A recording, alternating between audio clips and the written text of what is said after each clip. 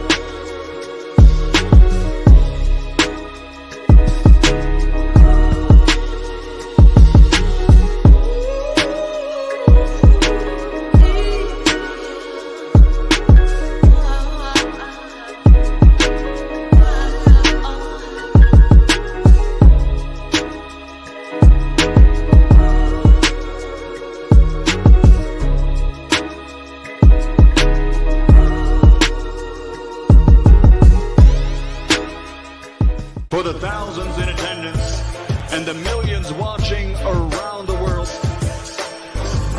ladies and gentlemen, let's get ready to rumble! Yeah. What's up? It's our boy Coach Malachi Williams in the building. We back. True Media Boxing Radio. We are back. We're making it do what it do, man. Good Monday, happy Monday, man. Had a pretty good weekend. Making sure everything Gucci over here. We had a pretty good weekend, man. I hope everybody enjoyed their weekend. You know what I mean? So we ready to get this boxing shit back crack-a-lacking. Had a good fight this weekend, man. I really did like the Tim Tszyu Mendoza fight. For me, that was a great fight. I really did like that fight, bro. And, I can honestly say that, Tim Tszyu has gotten better. He's gotten better as a fighter. He's probably one of the most patient fighters that I see boxing today. And what I really like about his style, he's very calm and poised. You don't see him breathing hard a whole lot. And if you go back and watch his fight against Mendoza. Mendoza was in hell of a shape, doing a lot of moving, giving him different angles. That's how you move without running. Like, he wasn't running. Mendoza was doing a lot of lateral movement, engaging, fighting in the pocket at times, mid-range, trying to fight on the outside. Tim Tszyu was doing a very good job in cutting the ring off at points. Mendoza landed some hell of a shots on Tim Tszyu. He caught that dude with some hell of a punches, man. And then Tim Tszyu caught Mendoza with some hell of a punches as well. Sometimes it looked like I thought Mendoza was going to go down, but he dug deep and hung in there. And then what I like about it, he started throwing punches sometimes, in between punches. Even though he had some fire coming back at him, but he busting back. You know what I mean? Like, shooting back at him. So I really like that. That was a damn good fight, bro. Damn good fight. I really like that fight a lot. Tim Tszyu said that he was coming to the U.S. He said he's coming to the U.S. He said, I see y'all in Vegas. So he coming to Vegas, and he's calling out Jermell Charlo. He said he want that Jermell Charlo smoke. You get what I'm saying? So, it is what it is. So I want to see him and Jermell Charlo fight each other. I really want to see that fight next. That's the guy that Jermell Charlo ducked. He avoided him for an entire year and some change. Until the Canelo fight presented itself. Then next thing you know, his hand wasn't hurt anymore, and he went ahead and fought Canelo. And some people ask him, well, how come Jermell Charlo's not undisputed anymore? It's because he was mandated to fight Tim Tszyu over a year ago, and he said that he broke his hand. And then right when he was set to fight the guy again, they were supposed to go back in negotiations. He said he re-injured his hand. Now that's according to reports. Again, I haven't spoken to Jermell Charlo. He probably have a different story. But he said he re-injured his hand. And the WBC, the WBO was like, okay, you know what, man? Once they saw that, hey, once they saw, you got an announcement that you're going to fight you're going to fight Canelo. So all of a sudden his hand wasn't hurt anymore. It is what it is, and that's just the way it went. So WBO stripped him, and now Tim Tszyu, he fought Mendoza. I don't know if that belt was vacant. I don't know if they fought for the vacant title or Tim Tszyu was elevated. more than likely he probably was elevated, and that's what he got. And guess what? As soon as he finished, he called Jermell Charlo out again for the 20th time. True. He said he wants Jermell Charlo. You know what I mean? He said he wants Jermell Charlo. You get what I'm saying? So, and again, I want to see that fight. Charlo say that, you know, because Charlo got approved. I wasn't ducking this dude. Okay, well, go back down and fight him now. Now, you said you're going back to 154? Okay, go back and get your belt back so you can be undisputed again. Because I think Jermell Charlo have 3 belts now. So, go back. And he still had a Ring magazine, so he's still the guy in the division, Jermell Charlo is. But go back, fight Tim Tszyu, beat him, and become 2-time undisputed. True. Shout out to Goddess. Goddess is in the building. Shout out to Flex BK, salute fam. Shout out to Robin V. Rockman is in the building. Jamie Rivera's in the building. Green Eyes P, Montre, Food Revolution, Jackie Hernandez, Tila. Who else we have? G Stacks in the building. Jason Follower of Christ. Sequoia, Sequoia, what's going on, fam? Heavy Bag Butch, what's going on, bro? L. Harvey in the building, Reborn. Let's see. Yeah, you get what I'm saying? So yeah, I think that's gonna be a great fight. I'm gonna tell you why, because stylistically, shout out to Massachusetts Fishing. Stylistically, man, that dude is a problem. And he can take a punch and he can give a punch. He can crack. And so I think that'll be a great fight. Now, of course, Jermell Charlo is the man in the 154-pound division. No one can argue that. He was the one that became undisputed, right? So no one can argue that. But I'm gonna tell you something. There's something that Tim Tszyu did that was very, very smart. He didn't do what a lot of people who waiting on the Canelo sweepstakes do. You know, when people want to fight Canelo, we gonna sit around and wait on Canelo. We gonna wait on Canelo. Tim Tszyu was like, nah, you know what? This what we gonna do. I'm gonna continue to fight. I'm not going to sit around and wait on Jermell Charlo. You know, he could have waited. I'm going to wait on Jermell Charlo. I ain't fighting nobody until Jermell Charlo be available. He was like, nah, we ain't finna do that. What I'm going to do, I'm going to fight. He had a fight last year. And then when the fight was ordered by the WBO, Jermell Charlo said he hurt his hand or something of that sort or whatever. And he so-called had surgery. And then Tim Tszyu said, okay, no problem. I'm going to fight Ocampo. And then right when he fought Ocampo, Jermell, okay, 6 months done went by. What's happening?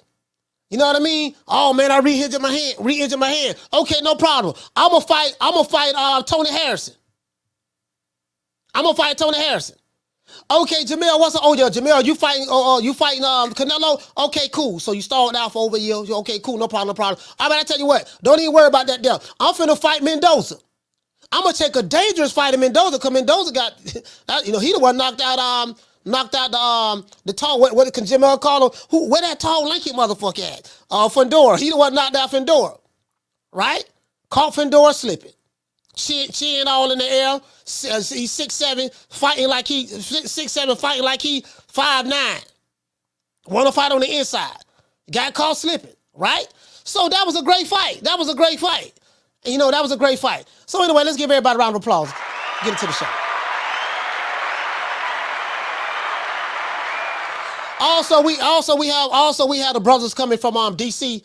I think either DC or B-more. Adams Boxing Show. The Adams brothers will be on here for like 30 minutes. You know what I mean? So they're gonna be coming on at the half minute, at the 30-minute mark. Let's get ready to get into the show, man. Now, Tim Tszyu calls out Jermell Charlo after beating Mendoza. Question I have is this: will Charlo accept the challenge to fight this guy? This guy who was your mentor for a little over a year, or will he continue to duck him? Yes, he ducked this guy. Yeah, he went and fought Canelo, but he ducked him. So you can say, he went and fought Canelo. Yeah, but he ducked him prior to fighting Canelo. So you may say he ducked him for a reason. Yes, he did it for a reason, but he ducked him. Because all of a sudden, that hand that was broken, that hand that was re-injured, all of a sudden, guess what? Voila! It ain't hurt the injury no more when Canelo come around, right? Okay, cool. Now, after Tim Tszyu successfully defeated the very tough competitor, Brian Mendoza, in a 12-round unanimous decision, he immediately called out the former junior middleweight undisputed champion of the world, Jermell Ironman Charlo. He immediately called him out. That's what he did. You know what I mean? So, he was like, look here, man, what's happening? I want to make it do what it do, right? Now, Tim Tszyu even said that his next fight will be in Las Vegas. And he wants Jermell Charlo next. That's what he said he wanted, right? He said, I'm coming to America. Listen, he going to fight in Australia and he come fight in America. He said, look, I don't care where I fight this dude at. I just want to fight him. I'll fight the nigga in Houston if I have to. That Tim Tszyu, for me, that's an old school mentality. Because he's willing to travel. I'll come to your country, fight you in your own backyard. Doesn't matter. Right? I like that. I like what I'm seeing so far. Now that Tim Tszyu is the WBO Super Middleweight Champion, Super Champion of the world, Junior Middleweight Champion of the world, fans want to know, will Jermell Charlo fight him next? Will he take that challenge on? Tim Tszyu even said his next fight will be in Vegas, as I said before, and he said he'll come over here and fight him. Now, will Charlo try to get his belt back that was stripped from him for not fighting Tim Tszyu, or will he continue to duck Tim Tszyu again? Only time will tell. Hate, like, share, subscribe. And I just want to see what's happening because stylistically, I like this guy. And I think Jermell Charlo's style, well, not his newfound style. We know his newfound style is that of a Usain Bolt. He was running against Canelo. So I don't want to see the running style. I don't want to see the police chasing me. The police chasing me. I got 125 grams of crack, in my drawers, and I got an illegal 9mm pistol, and I'm running from the police. I don't want to see that, Jermell Charlo. You know how a nigga be on the stroll, police pull up, bam, we used to call it a dope hole back in the day. Y'all call it traps now. Or bandos. So we know how nigga pull up in the goddamn 5-0 pull up, Vice pull up and hit the hole. You got dope on, you got pistol on, you ain't trying to go to jail. You take off running. I don't want to see that version of Jermell Charlo. I want to see the Lions only Jermell Charlo, the one that's always mad, popping his neck, rolling his eyes. That's the one I want to see. True. The nigga that got all this attitude, very sassy attitude. You know what I mean? That's the Jermell Charlo I want to see. I don't want to see that one. I don't want to see the new version of him. You get what I'm saying? I don't want to see that. I don't want to see the new version of him. This the version I want to see. Come fucking with me, you gonna get knocked the fuck out. I'm a knockout artist, baby. That's the Jermell Charlo I want to see. True. That one right there. That's the Jermell Charlo I want to see. You get what I'm saying? There's nothing that I can do. Sorry, I moved my camera. There's nothing that I can do other than just be patient, let these boys keep talking that smack, and me be who I am. Damn, phone number falling. My bad. Look. Yeah, I don't want to see that one. I want to see the one that the holler about he knocking people the fuck out. I don't want to see this Jermell Charlo. I'm proud of myself. Took a chance. My head is held high. I am proud of myself. I've done an awesome job for Lions Only and my crew and my team. And, it's about being great, and I'm already a legend in boxing. Hopefully y'all put me in the Hall of Fame. I don't know who the hell controls that, but I deserve it. Yeah. I don't want that Jermell Charlo. I don't want that one. I want the knocking you out Jermell Charlo. Let's see can we get that one there back. You got the boy from Australia. He fought in America. He was calling you out on PBC fight cards and on Showtime. He couldn't get nothing. Then he had to go back to Australia, have a couple of more fights, and now he said, look, I'm coming back to America. I'm calling this nigga out again. You get what I'm saying? Tell him, I think Tim Tszyu said, tell him I'll come to Houston. If he want me to fight him in Houston, Al Heyman can be the referee. His baby mama can be a judge. His brother Jermell Charlo can be the other judge. And his cousin Man can be the other judge. Say Tim Tszyu say he don't care. Look, I just want to fight him. True. Shout out to Jessica. Let's get ready to get into the show. But before we do, because we got to do this for all these pro PBC guys, you know, who love networks more and promotional companies more than they love the sport of boxing. So before we get into the show, you know we got to say all praises due to the Most High, you know, the most exalted, the greatest human being on the planet Earth, according to these pro Wakanda niggas, Mr. Al Heyman. Well, you know, I guess I got to be like everybody else and saying Al Heyman. I can quit my job now, baby. 6 figures, baby. You feel me? But a name. Do you have a name? Oh, nah, I ain't got no name, you know. Name them names, man. They know who they is. Name them names, please. The names need to be named. They know who they is. The Mexican monster. It is what it is, man. You ought to know what time it is. We got 367 people in here. Probably gonna have a little over 400 and less than 200 likes. We got to get the likes up. If you sitting there hate watching, cause I got a lot of Wakanda niggas be hitting me up on Twitter. I don't know what's wrong with these niggas on Twitter. I really don't. You know what I mean? They some hoes. I love disrespect. You know, talking shit about them. They don't like the guests I have on. I don't care, but they gonna continue to watch. It is what it is. These laptop revolutionaries. I'll buy the bad these whole ass niggas. Anyways, if you sitting there hate watching, talking to you Wakandas. If you sitting there hate watching, don't want to hit the like button, Riley. Get him. Look, fuck you. Fuck the plane you flew in on. Fuck them shoes. Fuck those socks with the bell on it. Fuck them cheap ass cigars. Fuck your yuck mouth teeth. Fuck your hairpiece. Fuck your chocolate. Fuck Guy Ritchie. Fuck Prince William. Fuck the Queen. This is America. My president is black and my Lambo is blue, nigga. Now get the fuck out my hotel room. And if I see you in the street, I'm slapping the shit out of you. We got some guests coming on. We got the brothers from the Adams Boxing Show coming on at 3:30, so they will be here. Yeah, man, I'm not gonna lie to you, bro. Like this dude, this dude right here. Hey, let me tell you something. Now, I looked at some videos in the past, right? And every time Tim Tszyu name mentioned, I just saw the Food Revolution. You hit the nail right on the head, sis. You know, I just saw that he used to always be mad. Ain't nobody scared of no Tim Tszyu. You know, why y'all keep talking about Tim Tszyu and all that stuff there? You know, why y'all keep bringing his name up? Ain't nobody scared of him. You know, it's different up here when he talking about fight me. I'm gonna knock his ass out. I'm gonna do this. I'm gonna do that. Okay, sir, what's up? When you gonna fight him?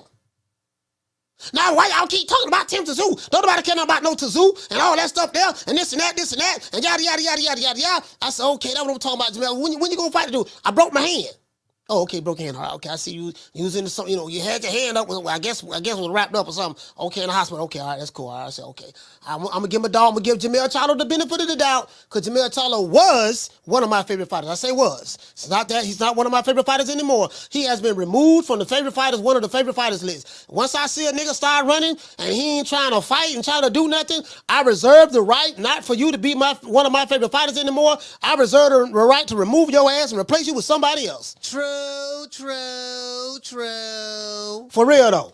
When it comes to boxing, we got it on lock. With your host, Coach Malachi Williams at True Media Boxing Radio. True.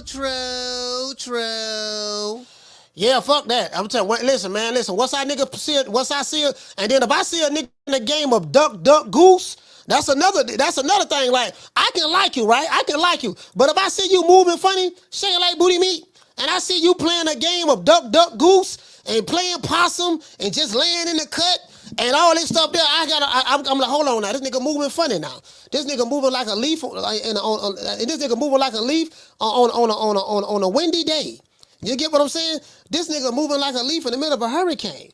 Bro, this nigga moving like cars in a parking garage in the middle of an earthquake. Some ain't, you know what I mean? Hold on now. Now, I'm like, and I noticed, I say now, when Jermell Charlo was on this media run with Canelo, none of the reporters asked him about his hand. Yeah, dog, you coming off of that injury, dog. How that hand feeling right now, dog? You know, it was as though all the people, all the shows they been on, it's like they got the word, hey, look here, man, I'm gonna come on the show now. Now I got a couple of things, like this how this works, right? Sometimes when you have people that come on your show, I'm just saying these bigger platforms, and some people may be like, okay, hold on now. Now, hold on, I'm gonna come on your show now, but don't ask me nothing about my hand now. Don't ask me about that there now. Don't say nothing about that now. Because I'm like, damn, nobody asked him about his injury. When he was getting ready to fight Canelo, no one said, hey, man, you coming off this long layoff and you coming off this injury, man. How you think your hand gonna hold up? How your hand? Well, what's up with that hand, man? You got an injured hand and all that stuff there. What's up with the hand, man? You know, is the hand okay? Get out my face. Don't need nothing you got no more. Don't need no hair's been messing up my corner. And you better get that bad look off your face before I knock it off. You know what I mean? But I'm gonna tell you something that Tim Tszyu did that was smart. He kept fighting. He kept fighting. He didn't do none of that. He didn't do none of that superstar Billy Graham shit. He know what superstar Billy Graham was about that action. I need to refrain that. But he didn't do none of that crazy shit. A lot of these niggas be. I'm just sitting around waiting. You know how some of these niggas waiting on Canelo? We waiting on Canelo. Canelo, what's up, Canelo? You know what it is. Tim Tszyu kept fighting. But not only that, he took on the dangerous fighter Mendoza. He took on Mendoza ain't nothing to play with. He's a good fighter. Hard puncher too. A boxer puncher. He's a hard puncher too. So I'm like, man, normally, okay, I'm gonna stay busy, but I ain't gonna fight no tough stuff. So what happens is when you fight on a regular basis, you continue to sharpen your tools.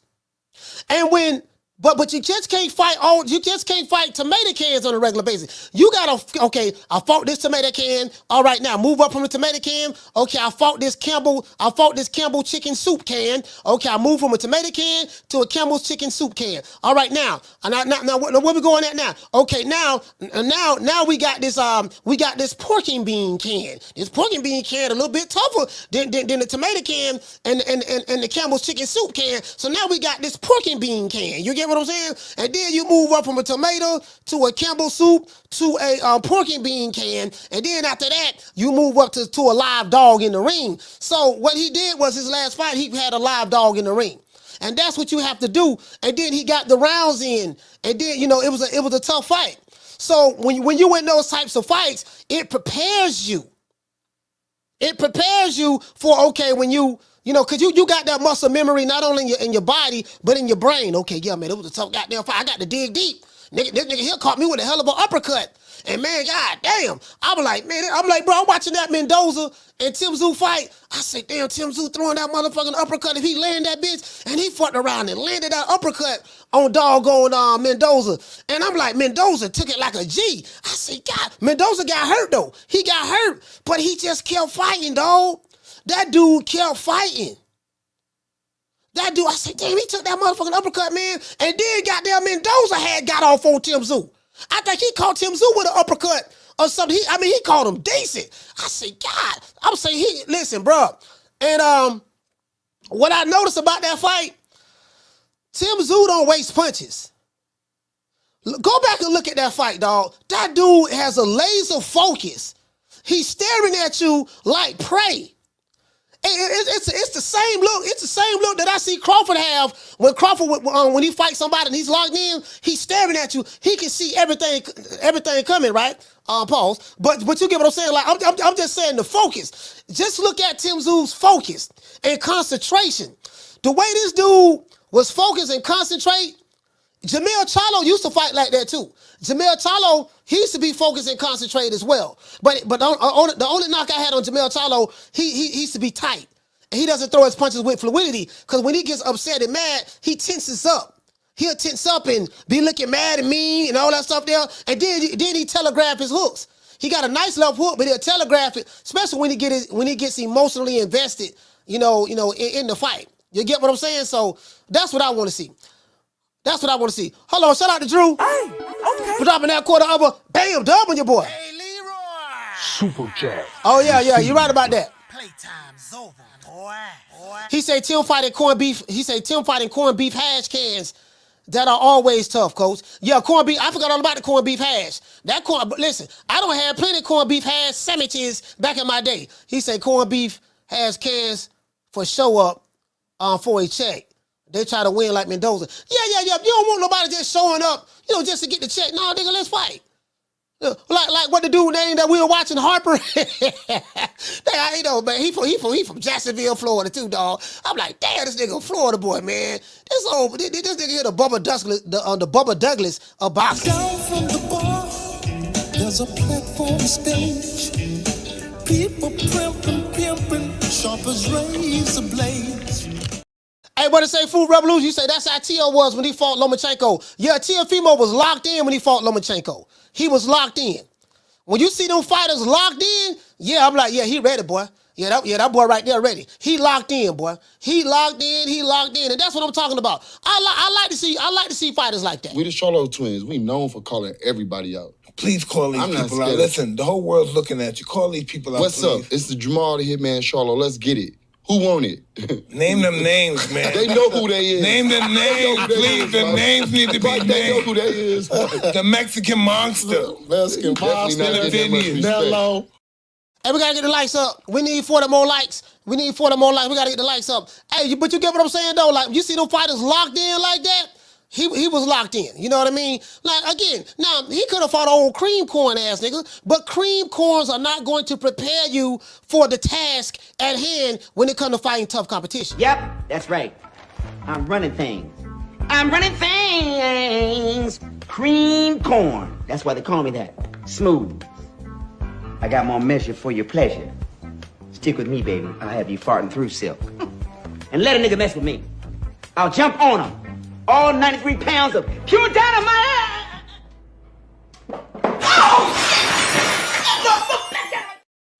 Yeah, man, what Sequoia said, I feel like Tim has no defense at all. Yeah, I totally disagree with that. But if that's the way you feel, that should be even the more reason why Jermell Charlo should fight him. Because if you feel that he has no defense, then it should be an easy win for Jermell Charlo. So that's why Jermell Charlo should fight him then. True. Yeah, but I totally disagree with that. Now, he got defense. Yeah, you know, Tim Tszyu have more like a trap counter game. He gonna trap your ass, and he can take a punch, and if you make a mistake, bap, he gonna drop that MC Hammer on you. You know, he gonna drop the MC Hammer on you. But, you know, yeah, that should be even the more reason why Jermell Charlo should fight him. That's the nigga he been decking for over a year. Like, for real, though. You know what I mean? So, anyways, hey, man, y'all check this out, though, right? See, this is what I'm saying. Now, if Jermell Charlo needs a tune-up fight before he fight Tim Tszyu, I got somebody for him. Old pussy ass nigga, what's going on, boy? I'm telling you, boy, I'm knock your fuck ass out, boy. Blow for blow, pound for pound, nigga. I got the title, nigga. I'm telling you, boy, I'm finna knock one of you what kind of niggas out. Nigga, I got these hands, nigga. I'm throwing them paws at that nigga, finna knock your ass down again, nigga. Get your ass back up, nigga. Don't run, nigga. I'm telling you, boy, I want a hold of smoke. Nigga, I'm throwing them paws, nigga. I'm putting them hands on you, nigga. I told you what I'm gonna do to you, nigga. Catch you with the check left hook. Nigga, check left hook, nigga. I told you, boy, pound for pound, nigga. I'm the best. This more action than any Devin Haney fight. Put these paws on you, nigga. I told you, I got your backing up, nigga. I got your backing up. Nigga, watch that check left foot, knock your ass down again, nigga. I'm telling you, boy, it is what it is, nigga. I'm gonna make it do what it do. I'm telling you, boy, we ain't even playing over here, boy. Yeah, see, you know, anybody looking for a tune-up, Nick Sack Promotions, we looking for a network deal. We looking for a network deal like the PBC. I hear the PBC is looking for a network deal. I talked to my boss, Al Heyman. My boss, Al Heyman, looking for a network deal. So what I'm saying is, we looking for a network deal too. Any fighter looking for some tough competition to prepare you for your next fight, get in contact with the coach. You know what I mean? Later on today when I drop the phone lines, and it is what it is. All right now, guys, we got our guests just pulled up. Shout out to them brothers from Adam's Boxing Show. Salute, let's give them a round of applause.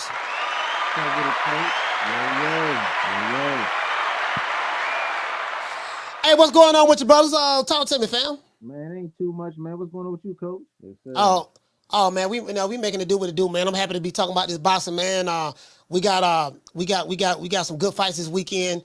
You know, all of them wasn't great, but you know, overall, you know, I enjoyed it. We got some good fights this weekend. I was definitely saw the Janibek fight. I forgot who he fought, Guadalajara, I think, and then the Tim Tszyu and Brian Mendoza. I like that fight there. That was a tough fight, went back and forth and stuff. And then I like the fact that Tim Tszyu say he still want to fight Jermell Charlo and he's coming to America to fight in Vegas. So, but for those who don't know who you are, please let everybody know who you are in the chat. Oh, we just two guys that love boxing, man. You can definitely follow us on Twitter, Adam's Boxing Show, man. We talk about the old fighters, the new fighters, you name it, we talk about it. Mix it up with a little bit of everything, man. Definitely follow us on Twitter, though. Definitely. Yeah, and look, hey, coach, and look, we just like you, man. There's no bias with us. Anybody can get criticized at any time. Yes, indeed. Hey, you know what? Y'all a little bit more nicer than me because I see if you say something that people don't agree with on Twitter, right. I see dudes coming at y'all on Twitter too. I say, man, they'll get mad. Yeah, like, you can't please everybody. And I tell people, I say, look, you gonna have the white boxing fans that's gonna feel some type of way about you. Some of them. You're gonna have the Hispanic boxing fans that's gonna feel some type of way, and then you're gonna have the black boxing fans gonna feel some type of way. You can't please everybody. And what I learned was because a lot of these guys, they don't have a boxing criteria. Right. And they're more into networks, promotional companies, or even maybe more so the fighter. And some of these I call them social media boxing fans. A lot of I don't think they're really real boxing fans, but some of these guys they like to put certain fighters in the witness protection program. I like to say, so if you suggest, okay, Crawford fighting Boots, you're gonna have some Crawford fans feel like, well, Boots don't deserve a shot yet. Right. Or you may have some guys that's like, okay, we don't want to see Boots fight Errol, but we want him to fight Crawford. You know what I mean? So it just, that's just an example. And then the Canelos, I can't even talk about Canelo over here because Canelo bring out all types of people. So what I learned is just certain fighters you can't even talk about. But go ahead, brother. Anything? What you think about this weekend's fights? Well, I was able to check out the Janabek fight. I wasn't able to watch the Mendoza and Tszyu fight. But I saw the highlights. But I'm gonna watch that probably sometime this week. But I like what I saw from Janabek, and Janabek is a problem. I think a lot of they say your sound is low. Oh, sound is low. Hold on, let me see. Yeah. Can y'all hear us now? Yeah, I probably can hear you a little bit better. I can hear you. Yeah. I don't know what's going on with the sound. I'm gonna try to talk a little louder. Yeah, I seen the Janabek fight though. That was a good fight. I want to see him fight Jermell Charlo if he get past Jose Benavidez.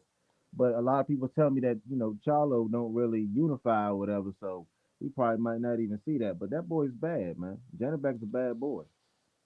Yeah, Janabek. The thing is I don't think Jermell Charlo is going to fight Janabek. I'm hearing Jermell Charlo's supposed to move up to 168. I really don't know what the deal is with Jermell Charlo and what's going on. I still don't know why he still got a belt. You know what I mean? He should have been stripped a long time ago. I mean, I've never heard of a fighter holding a belt for almost 2.5 years without having to defend it and still be a champion.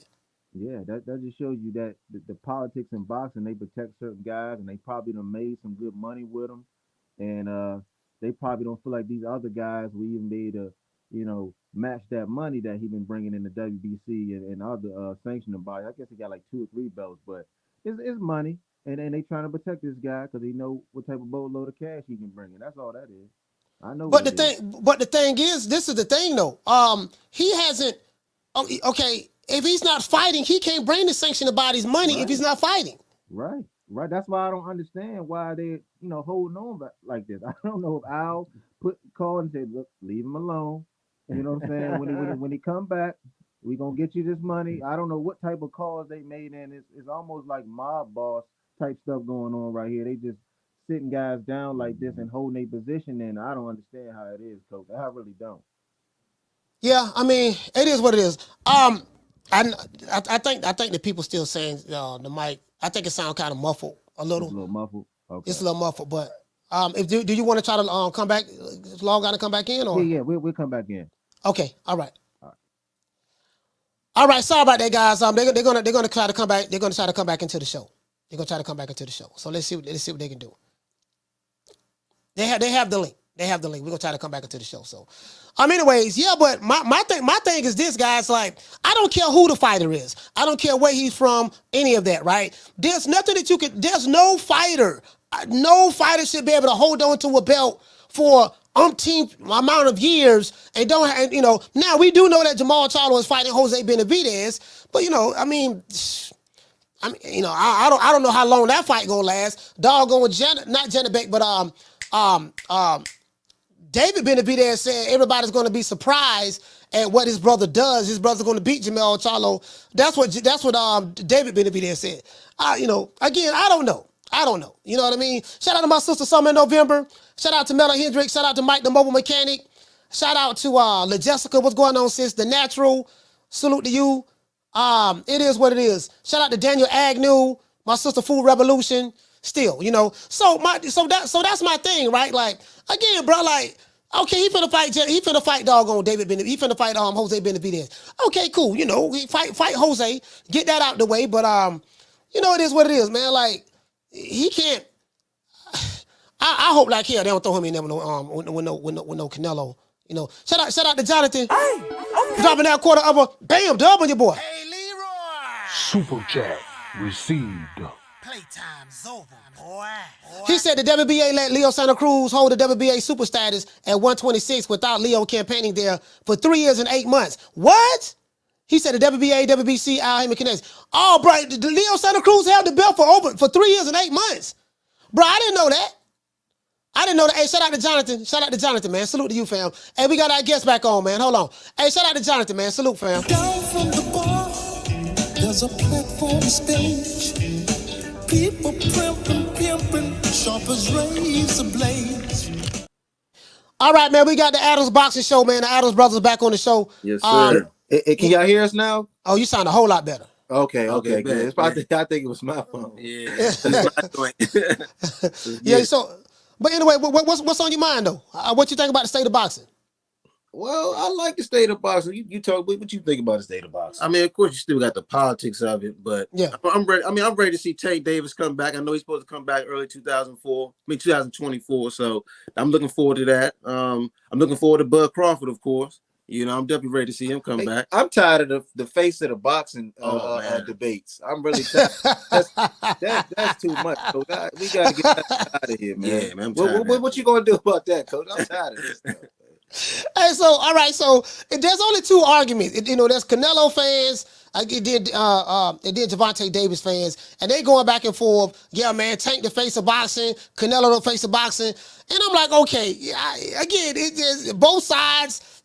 Both sides feel their fighters the face of boxing. So the question I ask myself is this: what's the definition of the face of boxing? Let's get that established first. Right. What does it mean to be the face of boxing? What what's the definition of that? Is it that this fighter is the biggest draw? He's a walking economy. We know what faces of boxing are. When Tyson was around, the Ali's, stuff like that. Okay, when this guy come in, he's bringing probably down almost $1 billion into the city, from hotels to rental cars to restaurants, to Live Gate. People buying pay-per-views. Well, that ain't in the city, but I'm just saying the economy goes up, right?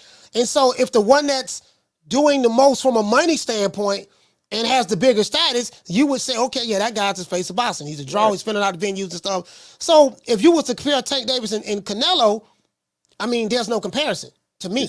It's not. You definitely still have to edge Canelo from right now. I mean, you got, just because Tank has a certain sector of black fans that watch the sport, or a casual fan base, that people that really don't watch boxing that much, that check him out, that don't mean he's necessarily the face. You know what I'm saying? That just means he got a certain side that likes watching every time he comes around. But I would definitely still edge Canelo. Even we don't know how long that's gonna last, because Canelo is probably on the tail end of his career. Maybe Tank can get it when his time is up, because he's probably at least the next one in line. He should be the next man up. Oh, absolutely. Sure. I think Tank Davis. I mean, that's not a black fighter in America bigger than Tank, in my opinion. Right. Everywhere he goes, he's going to pack venues. Anywhere he goes, he has a consistent track record of that. So Tank is definitely that guy. My thing is this here: that don't even matter to me, man. Who he fighting next? Yeah, that's what I want to know. Yeah, I keep hearing about this Pitbull Cruz stuff. You know what I'm saying? What's up with that? I don't want to see him fight Pitbull Cruz, but what I seen a video on YouTube on LA Setback. I know you going LA Setback. Oh yeah, y'all going him hard. Yeah. Yeah, I seen a video with him. It was what's his coach name? The other coach name? Kenny. Was it Kenny Atkins? Kenny, yeah, Ellis or Coach Kenny. Yeah, Coach Kenny. Yeah. Yeah, I think both of them was talking. Kenny, he said he want to see Tank fight Shakur. But it seemed like Calvin Ford was the one that was saying, look, Cruz versus Tank is a bigger fight than Shakur versus Tank. So when I seen that, I was like, oh, here we go with that. So if the lead trainer is saying Cruz and he think it's a big fight, it seemed like we see where the rumors is coming from now. You know what I'm saying? So that's what I think it probably be. I don't want to see it, but if the lead trainer going with that, I don't see how we really can dispute it now.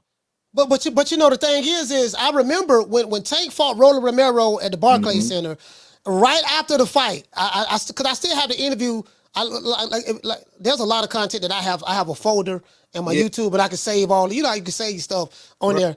So when they interviewed Calvin Ford, Ellie sat back, asked him. He say, "No, who Tank gonna fight next?" And Calvin Ford. Now this Rolly Romero, when he fought Rolly Romero about a year and a half ago or something of that sort, maybe almost 2 years ago, maybe. Right. I don't know. But he said, I want to see. He said, I want to see Youngin fight Esau Cruz again. He said because we made him a star. Now he said that then. So. Calvin Ford has been consistent. I'm like, yeah, he said it then. So you know, yeah. I don't want to see that pit bull fight. See that shit? It seems like what Calvin says. It seems like that's what's most likely is going to be. Yeah. I'm saying you see where the rumors is coming from now. Yeah. A lot of people want to see Teofimo, but I don't see him fighting Teofimo right now. I know Floyd wanted it, but I don't think it's going to happen. No, I mean, I look at the trajectory, and I look at when I look at Tank's resume, and I see all the fighters he's fighting. Pitbull Cruz is along the lines of what he's been fighting pretty much his entire career, and so I get it. I'm not like me. I don't have any expectations of Tank fighting the top guys. I don't. So I'm not mad at him. I get it. What I do respect is what Booger Ray Leonard. Leonard Elliott, I call him Booger Ray. Floyd Mayweather, they said from day one that, hey, they said what they were doing. Yeah. He let it be known, look, them guys ain't no big fights. We ain't fighting those guys. So we gonna do what we doing. Floyd Mayweather said, look, Shakur, Devin Haney, you guys, don't worry about Tank. If y'all say he ain't fighting nobody, don't worry about Tank. Leave Tank alone. Leave Tank alone. We doing our own thing over here. So they let it be. They telling you. That's why I'm not mad, because they're saying, look, man, we ain't finna be doing none of that shit. Them other fighters have to do. We got our own thing going on over here. And I respect it. I don't like it, but I respect it. And that's why I'm not bitching about it. Yeah, I respect it too. Yeah. It seems like what they're doing with Tank Davis is what they did with Floyd in the second half of his career. They're gonna market it just like that. It's already a blueprint already written out for him. And I know it's like that because I remember when Leonard Ellerbe said that Devin Haney got to get in line. And this is the guy that's an undisputed champion. Wow. And you say he got to get in line? I mean, I don't see how that's not traditional way of boxing. You can't tell the champ that he got to get in line. But it's money rules over the belt. So I don't know how they changing the rules. Hey,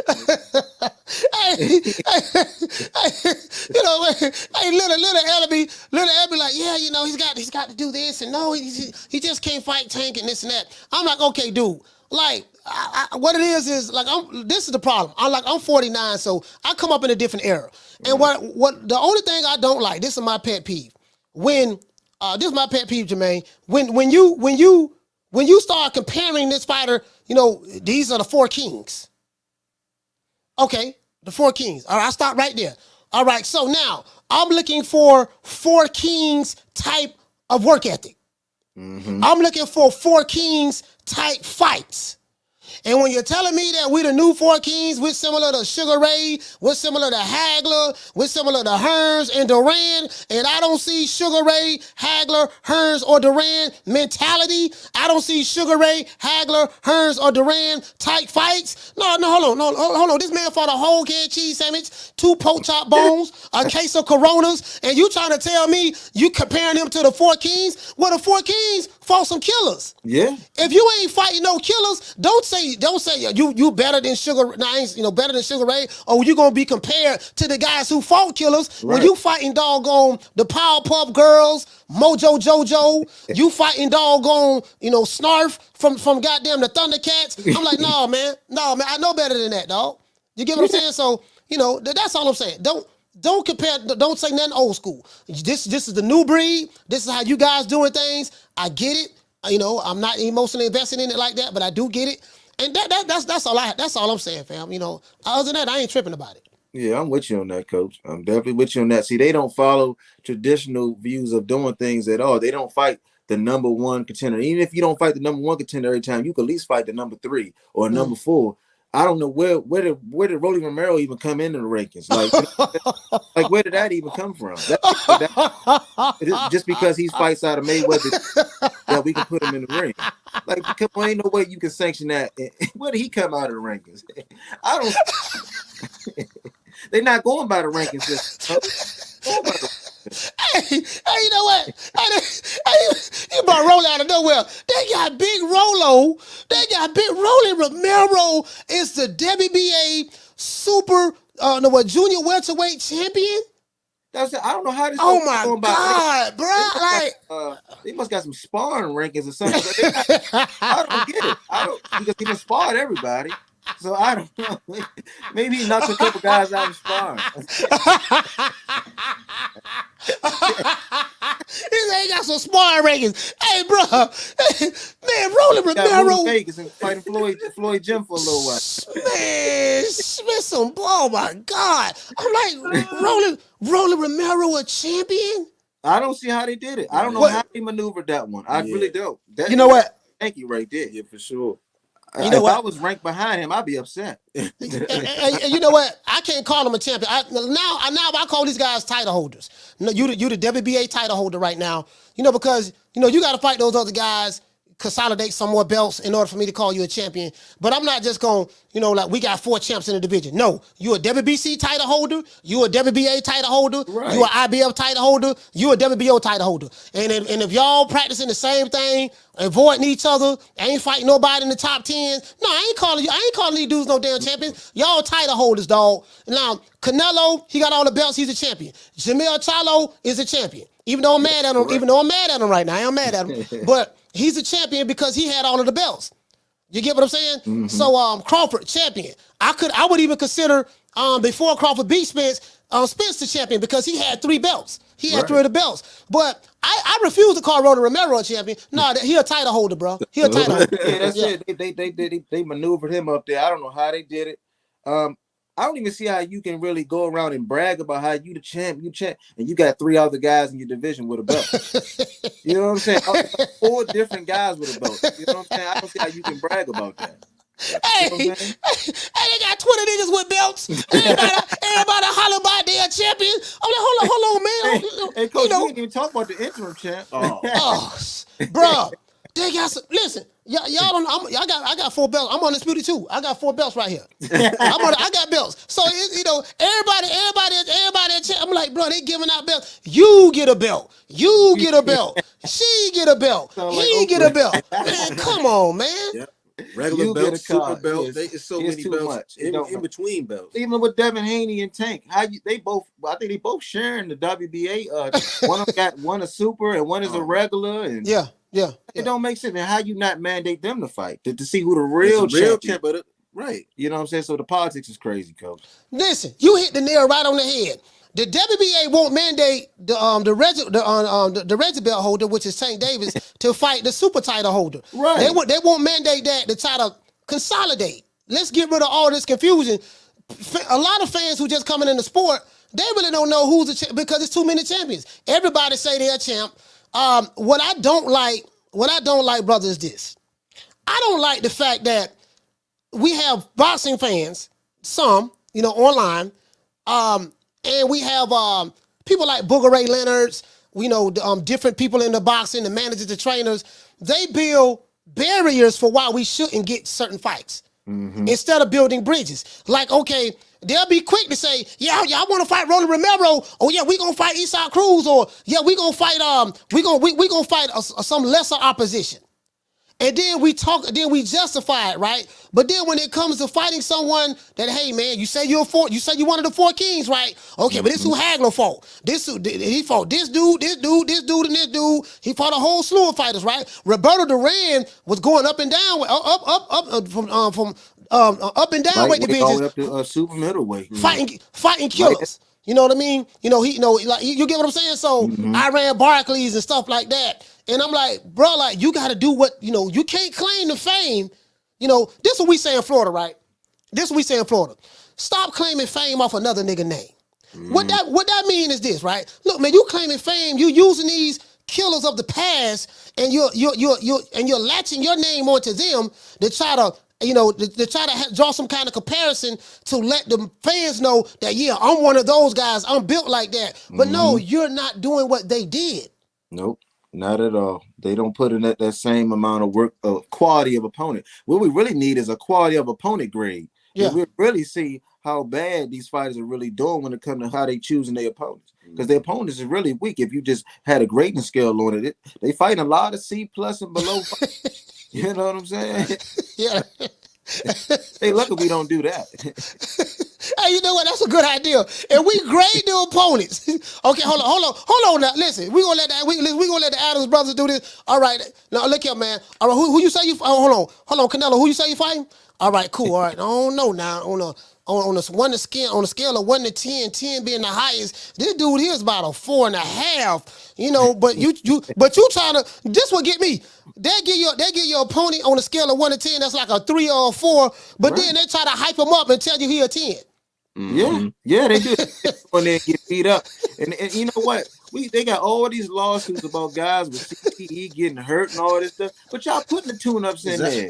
Y'all putting the tune-ups in there to get beat up. You know, you're creating lawsuits, putting them in there versus washes. This will get me, right? This would get me. This is the double standards and the hypocrisy of it all. So I hear boxing fans who will make excuses why certain fighters shouldn't fight other killers in their division, right? Whoever the top guys may be.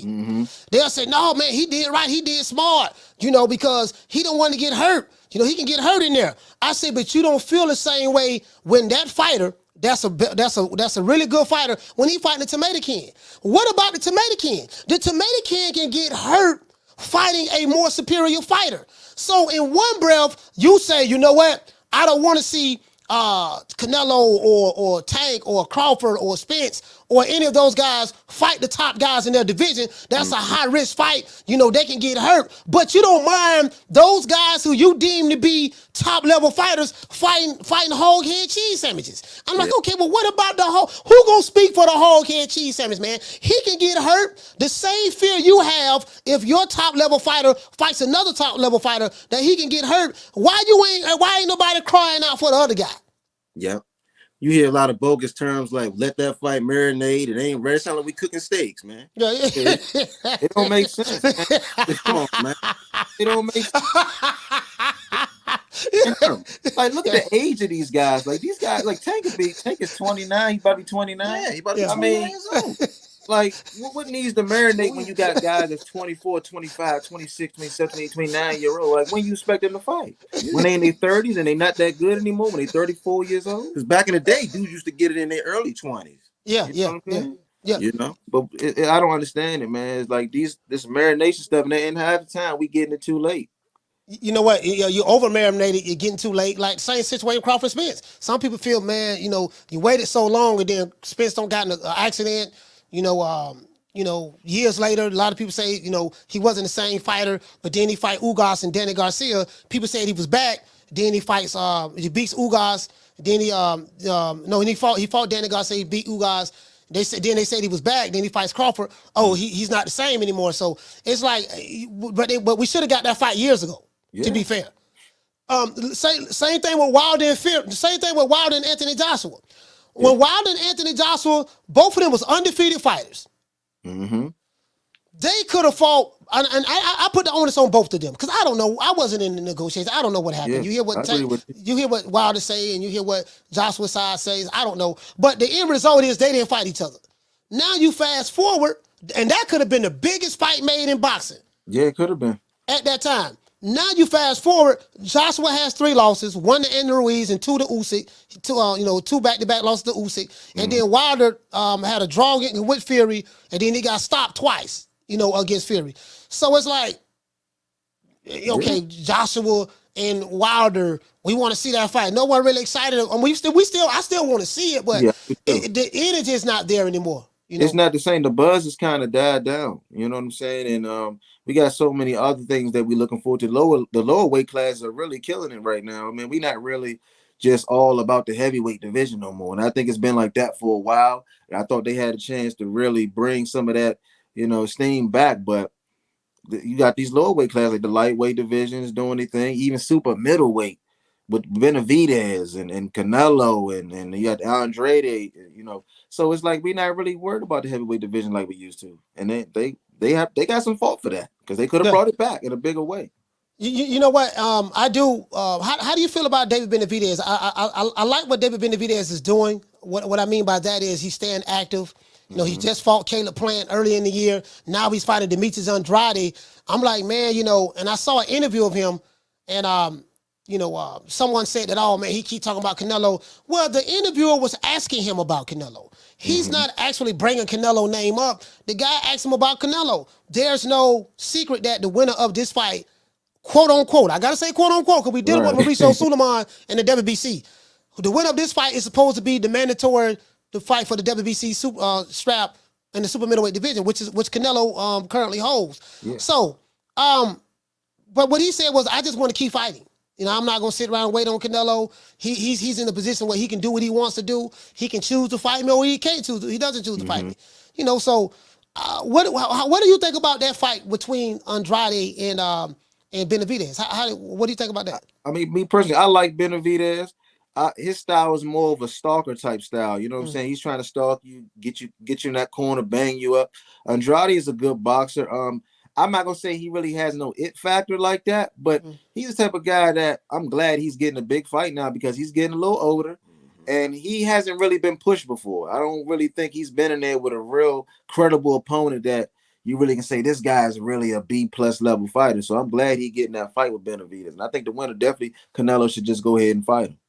I totally agree. I don't have any animosity towards Demetrius Andrade. Just to be fair, I've only seen this guy fight 3 times. And the level of opposition that he fought, I didn't really think highly of them.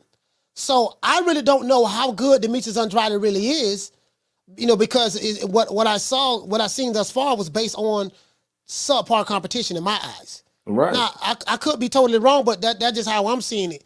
So I'm happy for Andrade, because now with this fight with David Benavidez, we get an opportunity to see what a lot of Andrade fans say about him. They say that Boo Boo is a killer. He's this, he's that. Stylistically, his style is all wrong for David Benavidez. You're going to see how good Andrade is, and I'm anxious to see that. Yeah, I'm anxious to see that, because I'm leaning towards Benavidez, to be honest, because I've seen more from him as of late than Andrade. So that's why. Yeah. I lean toward Benavidez too. I like Andrade. He's a really good boxer. He has some good speed, solid power. I just don't know about his it factor. He is a little long in the tooth now. Yeah. He's not a spring chicken like he used to be. He's been around a while, and he was over there with Eddie Hearn for a while, and he wasn't really making a lot of noise. You know what I'm saying? And he's finally getting his shot, but this might be his last shot. You know what I'm saying? He lose this fight, it might be it for him. You know what? You hit the nail right on the head, because he's 35. If he lose to Benavidez, then it's like, where does he go from here? Because you get what I'm saying? Like you said, he's 35 years old. I'm like, damn, bro.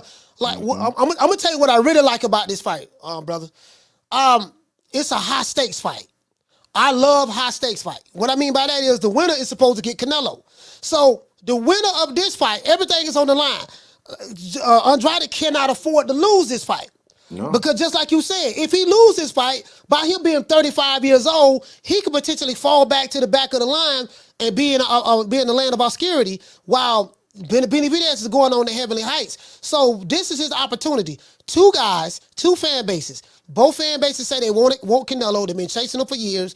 Both fan bases feel that Canelo been ducking these guys. So now they fighting for something, and if they can land a Canelo fight, they gonna get part of the biggest payday of their life. So this is a high stakes fight for them. Everything is on the line for me in my eyes. Yeah, it is. And Andrade has been on the record. He's been saying guys been ducking him. People are claiming he's the boogeyman. So if you can't have this title, and then you go out there and you finally, you join PBC, and now you got the opponent that you wanted, and you fall flat, because you did a lot of talking about people ain't want to fight you. You said Canelo been ducking you.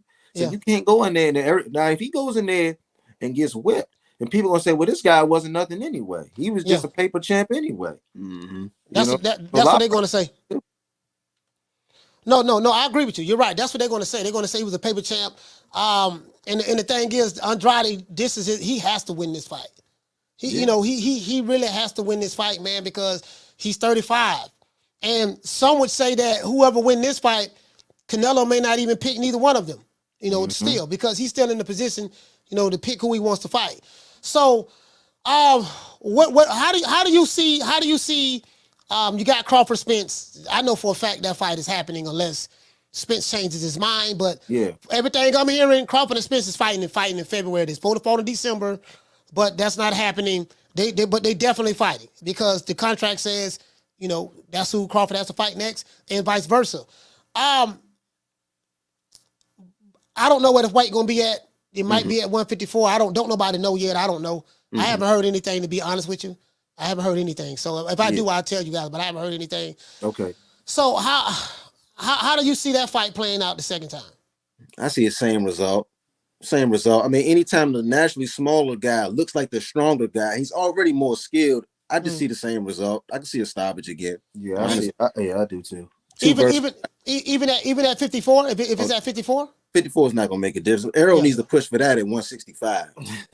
Yeah, because I see, to be honest with you, I see some reflexes that is just not there. I mean, you couldn't see the Crawford was popping the jab on him, and he couldn't see it. You seen him reacting to it late. Like he'd move his hands up after the punch already landed. And you can just hear the sharpness of Bud's punches. It's just like a whistle, just wow. Man, nah. I don't think he can deal with it. I don't think the weight, they're not gonna make much of a difference. It's not that much weight going up. It's not. You know what I'm saying? What I was saying was, I was like, man, I always felt like that Crawford style was wrong for Spence. And the reason why is because I looked at Spence, I say, man, this dude been in some setup fights. And what I call setup fights is he's getting in fights that's tailor-made for his style. And, you know, it looks good. He looks good, but stylistically, the matchmaker made sure, okay, bam. There's a reason why years that PBC didn't want this fight. Because I know they had to know that stylistically this fight is all wrong for this guy. You know, so we see the fight happen. My thing is he's too flat-footed. He's slow. He's slow. You said that. You've been saying that. You've been saying that. You've been on it. Yeah, I'm like, he's slow, man. I say, man, you fighting a guy who he's one of the best in the business when it comes to timing. His timing is impeccable. Like, when I think of timing, I think of Floyd Mayweather. Floyd Mayweather has some hell of a timing as a fighter. You get what I'm saying? And that's how you can beat these bigger guys. Look, man, my speed, my timing, I'm gonna beat him to the punch. You know what I mean? And then, so I just saw some things. What I loved about Spence, and I will say this, he kept getting up and he kept fighting. Yeah. He's tough. He ain't no quitter. Always been tough. No, man, like he got my utmost respect. Unlike one of my favorite fighters, and it pains me to do this, man. This dude, one of my favorite fighters, man, Jermell Charlo, man. You know what, bro? I was so disappointed. Yeah, listen, I was too. I picked Jermell Charlo to lose. I picked him to get stopped in the 10th round. Yeah. I don't. When I make picks, I don't do skin color politics. I'm like, Jermell Charlo is one of my favorite fighters. I want to see Jermell Charlo win. He can win. I want to see him win, but I just thought that, hey, man, if he's going to move around a little bit, I just thought that Canelo would wear him down as the fight went on. When I saw that fight, and it seems to me that I saw Canelo pretty much doing the same damn thing.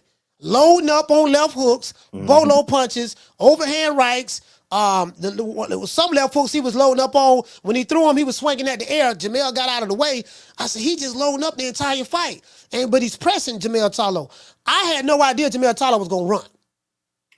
Yeah, he did run. I think he felt a little something from Canelo early on. He did try to throw a couple shots at Canelo, but I think he got hit with some things that made it seem like, I think I might have bit off a little more than I could chew.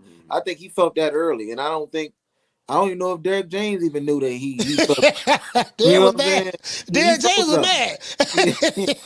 He told me, you need to go out there, you're down. I think Jermell checked out early. He was trying to get to that after party, man. I think he felt that power early, coach. But listen, man. He let the whole hood down, man. Yeah, he did. I don't care that he lost. That's not the point. The point is, I've been bragging on Jermell Charlo. Yeah, man, I'm trying to tell you, boy, I got Canelo winning because this is another thing why how I make picks. He was coming off of an injury, and he was inactive. So I'm gonna take an active fighter over an inactive fighter 7 days a week and twice on Sundays. No doubt. And he's coming off an injury and he's fighting at a higher weight limit. So for me, it was a no-brainer to pick Canelo. But I say this guy gonna compete. Because we seen other fighters of the past compete when they fought bigger guys, right? And he ran like, for me, I'm just saying for me, the Charlo brand is destroyed. They listen between Caleb Plant slapping dog on Jermell Charlo, and then Lil Charlo running for 12 rounds against Canelo. You know, I'm like, bro, like what is there to say? Yeah, their whole mystique is gone. You look at them as like them power hitters that knock everybody out, and their mystique is slowly dwindling. You know what I'm saying? People don't really fear them no more. I'm anxious to see what Jermell does next, because I'm pretty sure if he go in there with Tim Tszyu or one of these other good young fighters on the rise, man, they ain't gonna really take him too seriously. After that, they coming for him now. He's the lion. He's the prey now. He was the lion, but he the prey now. Yeah, he gonna be hunted. And Tim Tszyu, what do you think about Tim Tszyu? He say he's fighting in Vegas his next fight, and he's still calling out Jermell Charlo. I like Tim Tszyu. I mean, he's a good fighter. He's hungry. I hope he gets Jermell Charlo, because he's been wanting Charlo for a while now. But a lot of people, definitely on Twitter, don't believe that Jermell is going to step in there with Tszyu. But I give him a good chance to beat Jermell. I think it can go either way. But yeah. I think go either way. Stock ain't high right now. I mean, Jermell can potentially beat Tim Tszyu. This is the only thing though. What I like what Tim Tszyu did, Tim Tszyu stayed active. He didn't wait. And I was talking to I was speaking to Steve Kim, and I say, man, I think the worst thing, and he said the same thing, but I said I think the worst thing that Jermell Charlo did was allow Tim Tszyu to get better. Because while you was sitting around after the fight with Castaño, after the Castaño fight, because he fought Castaño last May. After the Castaño fight, while you was sitting around, and then I think December came, right when you were supposed to fight Tim Tszyu, you went to the hospital, you went to the doctor. I never forget, he held up his hand in the hospital, had his hand turned to the side, hold his hand up, and I guess he had a cast on. He said he broke his hand. So Tim Tszyu said, I'm not going to wait around. Tim Tszyu had a fight last year. He fought 3 times this year. So he said, I'm going to just keep fighting. He had a fight last year. He fought Ocampo. And then he fought I think he fought Tony Harrison. And then he fought Ocampo. And then now he just fought Mendoza. So I'm like, and Mendoza ain't no walk in the park. I said, you know what? This dude getting better. You know, he's a very, very patient fighter. He cuts the ring off very methodically. You know, I didn't see him doing a whole lot of hard breathing. He's very composed in there. He's very composed. He can take a good shot. And I'm like, man, you know, you can outwork him. You can outbox him. Because I seen a lot of stuff Mendoza was doing was outboxing him, and Tim was just waiting for the right shot. So if there's a flaw in his game, he can get beat like that. Yeah, you can. Yeah, you know what I mean. But you know but Mendoza fighting him in Australia. But the thing is, once he closed that distance and he let them hands go, he get busy when he get you in that corner. Like Costa. Hey, he throw his punches with mean intentions. And for me, Jermell Charlo, if they fight, it's one knock I have on Jermell Charlo, and I say, you know what? Sometimes when he gets angry, he has a tendency to tense up, and he fights tight. And he's looking mean like he always do, like Clubber Lang. And then he'll start to telegraph those punches, those power shots. And I had to go back and look at the Tony Harrison fight. And Tony Harrison even though Tony Harrison did get hurt a couple of times in that first fight, that is true. And of course, the second fight he stopped him. But Tony saw those punches coming because he was tight.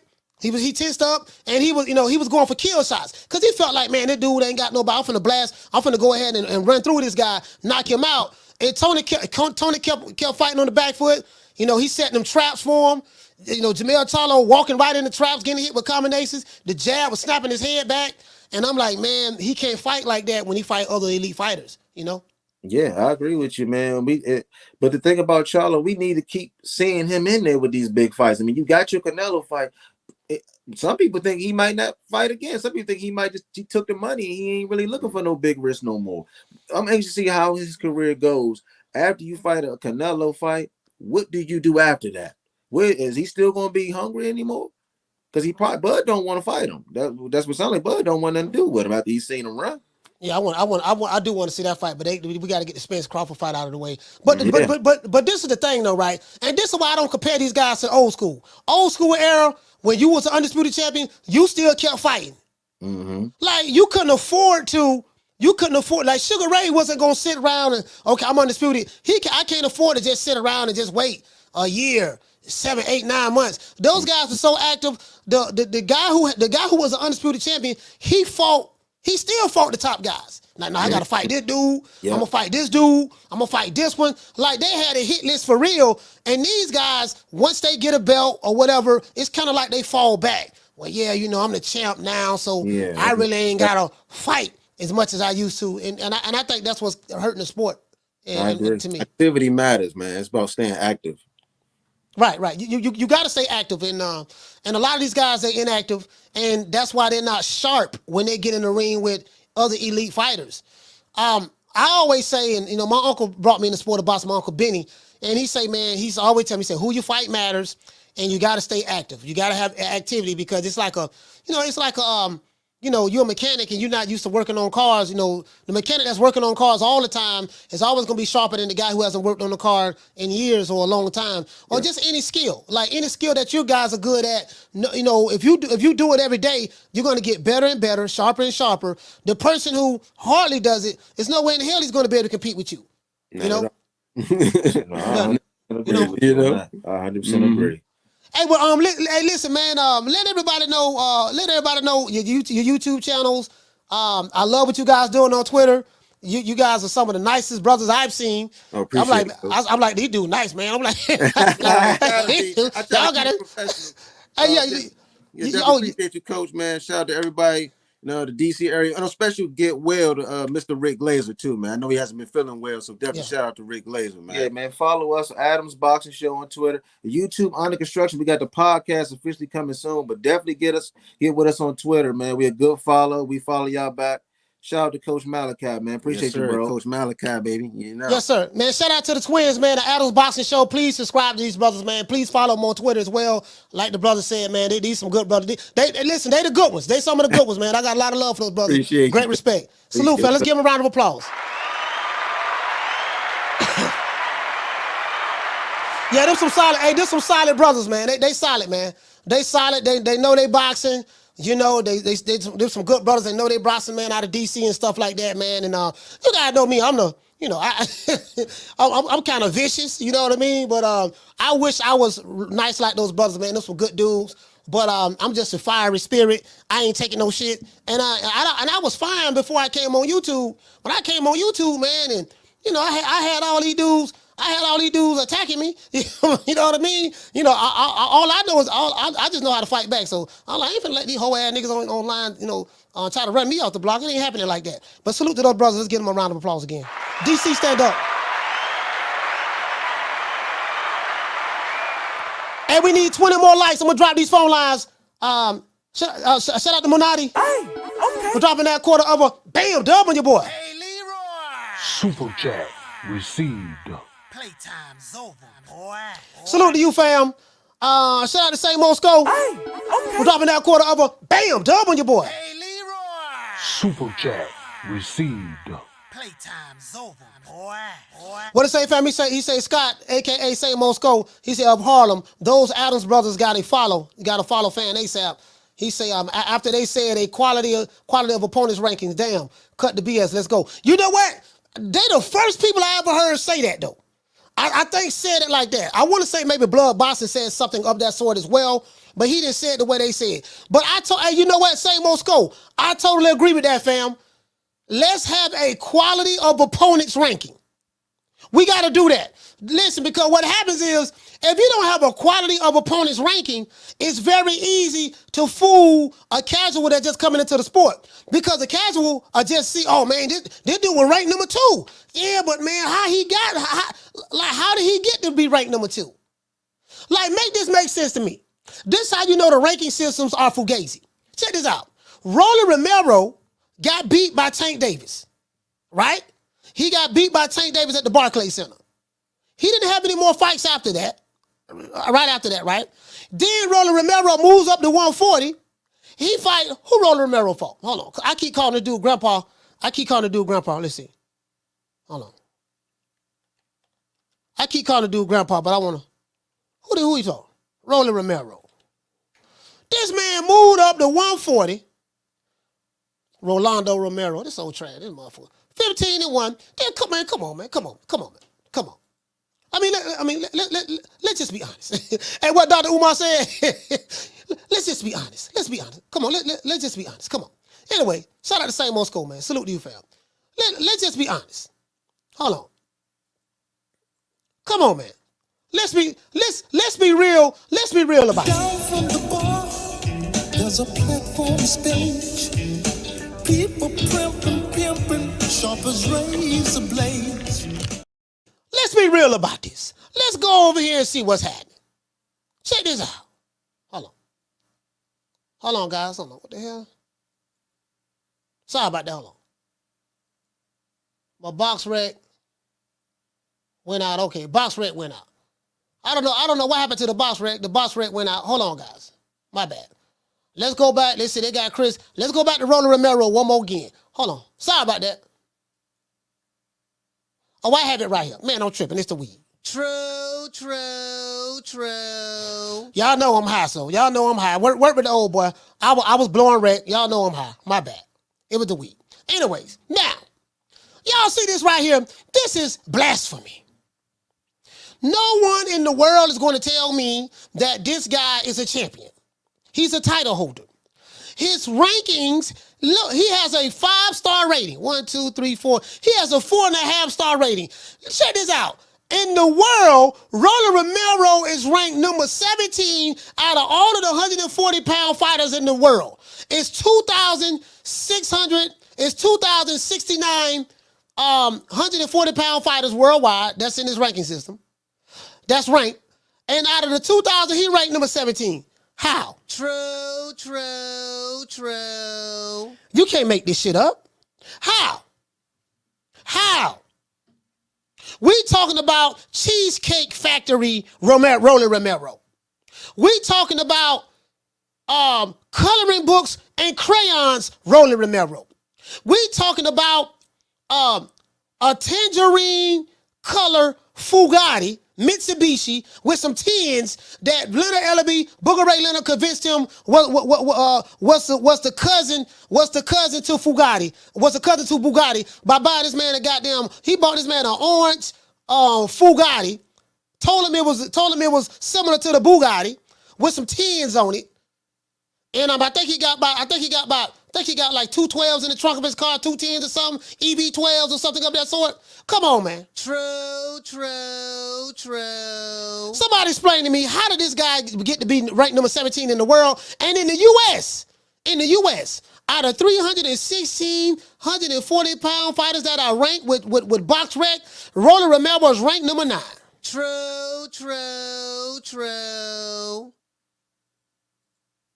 Somebody explain this to me. Can anyone make this make sense to me? We must internalize the flatulation of the matter by transmitting the effervescence of the Indonesian proximity in order to further segregate, to preclude on the issue of world domination would only circumcise the revelation that reflects the aphrodisiac symptoms which now perpetrates the Jericho's activation. Hey, you get what I'm saying? Come on, man. Hey, y'all say Rolo was part of a huge promotion, so they think that he can generate money. Look, okay, listen. I get what you're saying, Yamas, but what does that have to do with skill set? You trying to tell me when they had this man ranked number 17, so this is what it tells the actual casual. Now, you know that. What you said was right, Yamas. You're right about that. You know that. But the average casual don't know that. Check this out. When the average casual see this, man, he ranked number 9 in the world. You know, he ranked number 9 in the U.S. Look at him in the ranking system. He ranked this. The casual don't know. Now look, man, you do know, man, you can manipulate these ranking systems. I got Pochai Willie. I got Pochai Willie in the top 10 at 135 right now. True. Hobo Sam, I got Hobo Sam in the top 15 at 140. I got Shawty Big Nuts. Ranked number 9 in the welterweight division. I got Chico Stick. I got Chico Stick rating number 11 in the junior middleweight division. You get what I'm saying? Like, the rankings is supposed to be who you fight your way through all of the top guys or whatever, and you work your way up the ladder. Now this man, check this out, fam. This man got a title shot, his first fight at 140. You got dudes who been at 140 since 1979. His first fight at 140, he gets a title shot for a vacant belt. And check this out. The guy who Rolly was supposed to fight, miraculously, check this out. The guy he was supposed to fight miraculously, all of a sudden he got popped with something in his system. Just lo and behold, he got popped with something in his system. You get what I'm saying? Come on, man. I ain't talking about Rolly Romero. This man ain't no damn draw. This the thing. This man, where's he a draw at? At Lionel Play World? True. Rolly a draw. Did you see how many people was at his last fight when he fought this dude? Ishmael Barroso? Where he a draw at? Chuck E. Cheese? True. Yeah, he fought Tank. Yeah, but where he a draw at? Come on, bruh. You must say, hey, y'all must ain't seen the last fight he had. Y'all listen, y'all must ain't seen the last fight he had, how many people was there. Come on, man. You get what I'm saying? Nah, man. I get it. Anyway, let me get our roly poly. But I said all I had to say this. The ranking system is some bullshit. Anybody can get ranked, right? That's where it's at now. Anybody can get ranked. And that's why I tell you guys, the reason why I don't praise these fighters like a lot of these fans, a lot of these social media boxing fans praise them. I say, dude, who you fight matters.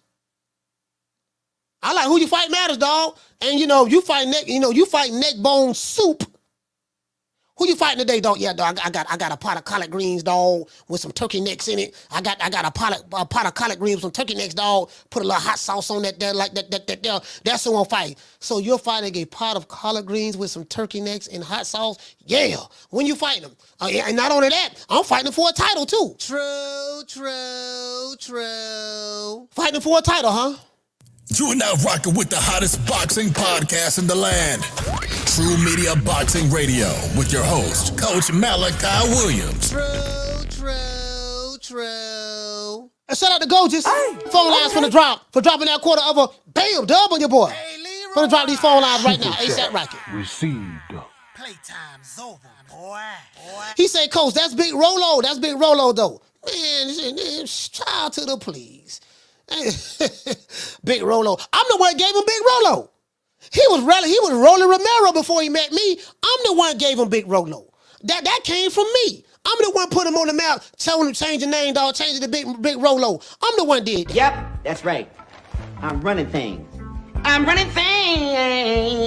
Cream corn. That's why they call me that. Smooth. I got more measure for your pleasure. Stick with me, baby. I'll have you farting through silk. And let a nigga mess with me. I'll jump on him. All 93 pounds of pure dynamite.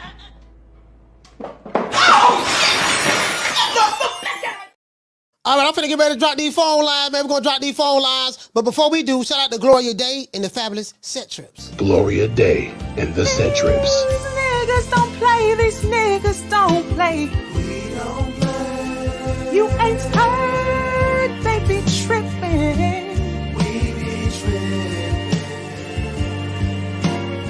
So they swerving on. No faking and no snitching. And repping hard for the set. Oh, mamas, it ain't no lie. Because niggas gonna bust. All right, I'm doing a poll right now. Will Jermell Charlo fight Tim Tszyu next? Hold on. Will Jermell Charlo fight Tim Tszyu next? I'm doing a poll right now. Y'all please participate in the poll. I got it up right now. Will Jermell Charlo fight Tim Tszyu next? Tim Tszyu calling him out now. He calling him out. Phone lines finna get ready to drop. You wanna talk some shit? Call me. Start some shit, bitch. Sup, fool? You gonna talk shit about me, homie? Where you from? Hundreds of niggas is waiting for your motherfucking call, and they all talking shit about you right now. Call the coach at 530-494-9636. We waiting on your bitch ass. Hold on, guys. We got a call calling in right now. It is what it is. Hold on. Y'all participate in the poll. Caller, hold on, caller. I gotta connect you to the show. Gotta connect the caller to the show. All right, cool. Caller, what's your name? Where you calling from? Scott from Harlem. What's up, Coach? Caps. You say Caps? Scott from Harlem. What up, Coach? Oh, Scott from Harlem. Oh, I couldn't hear you. Sound echoey, but talk to me, fam. Salute. I'm sorry, bro. Hey, listen, man. You know what's funny is when they said the opponent's ranking part. Man, I love that. That actually should be something that is implemented in boxing. It's just needed. It's sad people are not fighting people, but that quality of opponent shows you've been bullshitting. Yeah, you know that's a brilliant idea, bro. Like the Addams brothers, the twins, yeah, that's a brilliant idea. We need to have a quality of opponents ranking. Let me write that down because I know me, I'll forget. Quality of opponents ranking. That's $1 million idea. That go back to what we say. Man, who you fight matters. Coach, I think you and the Addams brothers need to get down and start a double show where y'all just start going through that monthly and start ranking these opponents, start calling these guys out. Because it's like when the dudes ask who do you want to fight next, it's funny to watch their faces freeze like the screen is loading. Yeah. Because nobody wants to say who they want to fight. Everybody, it looks like you like, yo, is my TV working or what? Because dude ain't saying nothing. Well, who you want to fight next? No, man, I ain't, yeah, man. They know who it is. They know who it is. Absolutely. Hey, shout out to Scott, man. Harlem, man. Salute to you, fam. Thank you for calling, bro. Harlem World, stand up. Appreciate it, bro. Yes, sir, right. man. Hey, you know what? Hey, you know what? Now, when he said that, the first thing I thought about was my dog. We the Charlo twins. We known for calling everybody out. Please call these people out. Listen, the whole world's looking at you. Call these people out, What's please. up? It's the Jermell the Hitman Charlo. Let's get it. Who want it? Name them names, man. They know who they is. Name them names, please. The names need to be named. They know who they is. The Mexican monster. Mexican monster. Mellow. Caller, what's your name? Where you calling from? Jamie from New York. Jamie from New York. Talk to me. Hey, Coach. How you doing, buddy? I'm doing good, fam. Nice. Good to hear, bro. Coach, I don't think Charlo wants Tim Tszyu to smoke, man. He's not interested in that guy. To me, if he really wanted to fight him, he would have fought him by now, Coach. At first he hurt his hand. Okay, I'll give him that. But the second time around, I think he was faking injuries, to be honest with you. Because how come when the Canelo fight landed on his lap, all of a sudden he's healed? You know what I'm saying? He took it immediately. Yeah, it was a miracle. Jesus at work. Man, fuck that. That guy's a fraud, man, to be honest with you, bro. And let me tell you, Coach, Charlo, the only way to redeem himself, for me, he needs to fight that boy, man. That boy's calling him out, man. He's like mocking him and shit. You know what I'm saying? Which one? You talking about? You talking about Tim Tszyu? Tim Tszyu. Yeah, he's calling out Charlo and he's like mocking him and shit. You know what I'm saying? Yeah. The way he was talking, looking at the camera, is like, that's disrespectful, man. This guy's got to represent the hood, man. And let me tell you, Coach, man, listen, man, he let us down. He let himself down. He was running like a bitch against Canelo. And believe me, man, I told you this before. I can't respect that. I'm not fucking with him. If he ever fights Tszyu, I hope Tszyu sweeps him. You know what I'm saying? But he can redeem himself. That's the man to see. Get that belt back. Become undisputed a second time. And that's it. Make history, and keep fighting, bro. But he needs to stop running, Coach. And that's my call, my brother. All right, shout out to Jamie, man, from New York. Salute. Hey, all right, salute, fam. Thank you. Yeah, he got to, listen, man, listen. I'm just hurt. Hey, you know what? You motherfucker just hurt like, God damn, dog, my nigga. I mean, I just wanted you to go out like a warrior, dog. You said you was a lion. What happened? What happened, man? Like, bro, like, you know what I mean? And I think that's what it is. As soon as he said, I'm proud of myself, he had like 5 people clapping for him. Proud of myself, you know, took a chance. My head is held high. I am proud of myself. I've done an awesome job for Lions Only and my crew and my team. And, it's about being great, and I'm already a legend in boxing. Hopefully y'all put me in the Hall of Fame. I don't know who the hell controls that, but I deserve it. Nigga say he a legend. I'm already a legend in boxing? Nigga, where? I mean, hey, caller, what's your name? Where you calling from? It's Mike from West Texas, Coach. Mike from West Texas, talk to me. Yeah, that's funny clip right there. But now, you know what, Coach? I think it's kind of like mandatory now, man. He got to fight him. I mean, not only are people saying you duck him, but they're calling you a track star. Yeah. They're calling you a cowardly lion. Bud don't want to fight you no more. You let us all down on pay-per-view on the biggest stage. I mean, you made it seem like you were hungry to be the face of boxing. And then you go in there and, you know, you start doing the boat. But, yeah, I think the question really is, coaches, is when he does fight Tim, because I really do believe he's gonna fight him. When he fights Tim, is it worth pay-per-view or just one of them free fights we've been getting? Like, cause I mean, even though I pay for Showtime, even though it ain't free by proxy, but I wouldn't pay for it on pay-per-view. How about you? Tim Tszyu and Jermell Charlo. Okay, I'm gonna pay for Devin Haney and Regis Prograis. I'll pay for Tim Tszyu and Jermell Charlo. I'll pay for it. Because I think it's a good fight on paper. I think it's a good fight on paper. I mean, Jermell Charlo very well can go through and blast Tim Tszyu, get him out of there. I don't see that, but maybe he can. But yeah, I think that's gonna be a fight because Tim Tszyu is going to fight. I know what he's going to do. And I feel that, okay, Jermell Charlo go back to 154. I think it's going to be a competitive fight. I mean, if they make it pay-per-view, they'll be twisting my arm to do it, but I'll pay for it. I think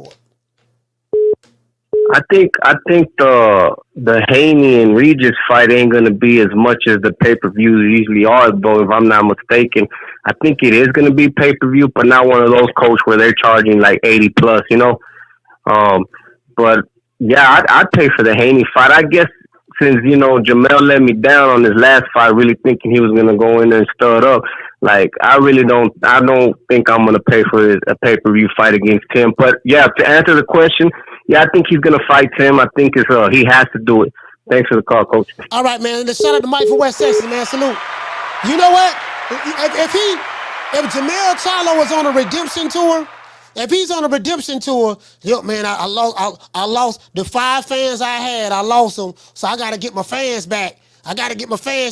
You know what I mean? I got to let them know it's still Lions only. You know, the problem I have is, like you saw his body language when we was moving side to side. I'm proud of myself. You know, I put my best foot forward. I represented for Lions only. Hold on, I've got another call calling in. Proud of myself, you know, took a chance. My head is held high. I am proud of myself. I've done an awesome job for Lions Only and my crew and my team. And, it's about being great, and I'm already a legend in boxing. Hopefully y'all put me in the Hall of Fame. I don't know who the hell controls that, but I deserve it. You know what? You could tell you guys do know I'm a body language expert. I have a master's degree in reading body language, and his body language showed. I saw nervous energy. He knew he was full of shit. He knew, goddamn it, his performance was trash. He knew that he lost the 5 fans that he had. As soon as he said he prided himself and all that stuff there, you know, I'm a legend. And you heard about 2-3 people clapping. Didn't nobody in there believe that shit? Caller, what's your name? Where you calling from? What up, Coach? Steven from New York. Steven from New York, talk to me. He has to fight Tim. It's the only way he's going to redeem himself. Otherwise, like you said, he's about to lose the 5 fans he has. if he wants any kind of rejuvenation, you know. And number two, I wanted to mention the talk about Raleigh Romero. I think that was a setup for a future fight to get that belt to who they really want to get it to. Give it to Raleigh, set up a fight with somebody else who has some star power. But that's what I'm thinking that the gods of boxing are trying to put together. Yeah, more than likely, you're right about that. They put Rolly there. It just, you know, but it's proof that the ranking systems are BS. You know, you don't see none of the top guys fighting each other for the most part. They can Rolly his first fight at 140 pounds. He don't have to work his way to get a title shot. He immediately gets a title shot. So he's better than all those other guys at 140. As soon as he get there, coming off of a loss, he just immediately get a title shot. And then the duty fights as well. I mean, it was just like a shit show. Yeah. Absolutely, man. Hey, shout out to Stephen, man, from New York, man. Salute to you, fam. Thank you for calling, man. Thanks, Coach. Yeah, you get what I'm saying? Nigga just, shit. Nigga, hey, listen. One thing I can promise you guys, over here at Nick Sack Promotions, we will not come up with fake ranking systems. I can promise you. At Nick Sack Promotions, if you really, really want to see a good fight, if you see any of our fighters fighting, you can best believe they had to work their way up through some real rankings in order to get a shot at the title. Oh, Lord, I swear to God, when I see that whole ass nigga Coach Malachi Williams, I'm going to put them paws on him. Nigga, Wakanda forever, bitch. Oh, Lord, he threw Wakanda through that fence. Wakanda is dead. Oh, Lord. You can believe that. You don't just get a shot at the title over here. You got to work your way up through the ranks. I'm calling. What's your name? Where you calling from? What's up, Coach Malachi? This is Jermell, man, from Colorado. You say Jerry from Colorado? Yeah, yes, sir. What's going on? What's going on, brother? Hey, man, Coach, yo, I got to give your props. Yo, you funny than a motherfucker, bro. Oh, yeah, why you say that? Hey, Coach, check me out, though, right? Yo, so Jermell Charlo, man, he ain't no damn lion, man. He a tub, man. Man, he ain't gonna fight Tim Tszyu. He ain't fighting Tim Tszyu. He had to fight him. Man. He ain't fighting Tim Tszyu. He had to fight that dude, man. Because public perception is he ducked that guy, and now it looks more and more like a duck because mysteriously your hand got healed out of nowhere for the Canelo payday. So yeah, he avoided that guy. Now some people may say, well, he didn't really duck him. He made a business move to fight Canelo. Only problem with that is before Canelo even came into the picture, which was a few months ago, before Canelo even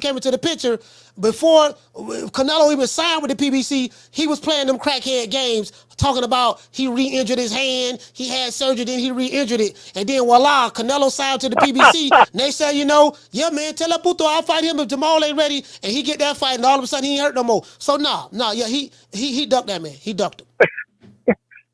Hey, Coach, man, before I get off the line, man, I ain't gonna be like D-Block, man, but I do watch your show, though, man, and I like your show.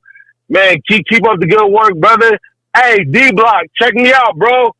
Hey, bro, I don't got a problem with you, D-Block. Support you, brother. But sometimes you be on that bullshit, Playboy. Hey, Coach, man, you have a good day, brother. Have a good day. All right, shout out to Jerry from Colorado, man. Salute to you, fam. Thank you for calling the show, brother. Yeah. Let me get the super chats out the way. You're in the mix with Coach Malachi Williams at True Media Boxing Radio. True. Shout out to Gorgeous. Hey, okay. We're dropping that quarter of a bam dub on your boy. Hey, Leroy. Super chat received. Playtime's over, boy. He said, dude from New York got it spot on. He said Charlo can redeem himself with their good win over Tim Tszyu. Yeah. He gotta redeem himself. He gotta get back into our good graces. All right, dog. Now you did good. You fought Tim Tszyu. You beat him. That's good. I like that. Now you back undisputed again. He gotta come back and redeem himself. Let's get the other super chats out of the way.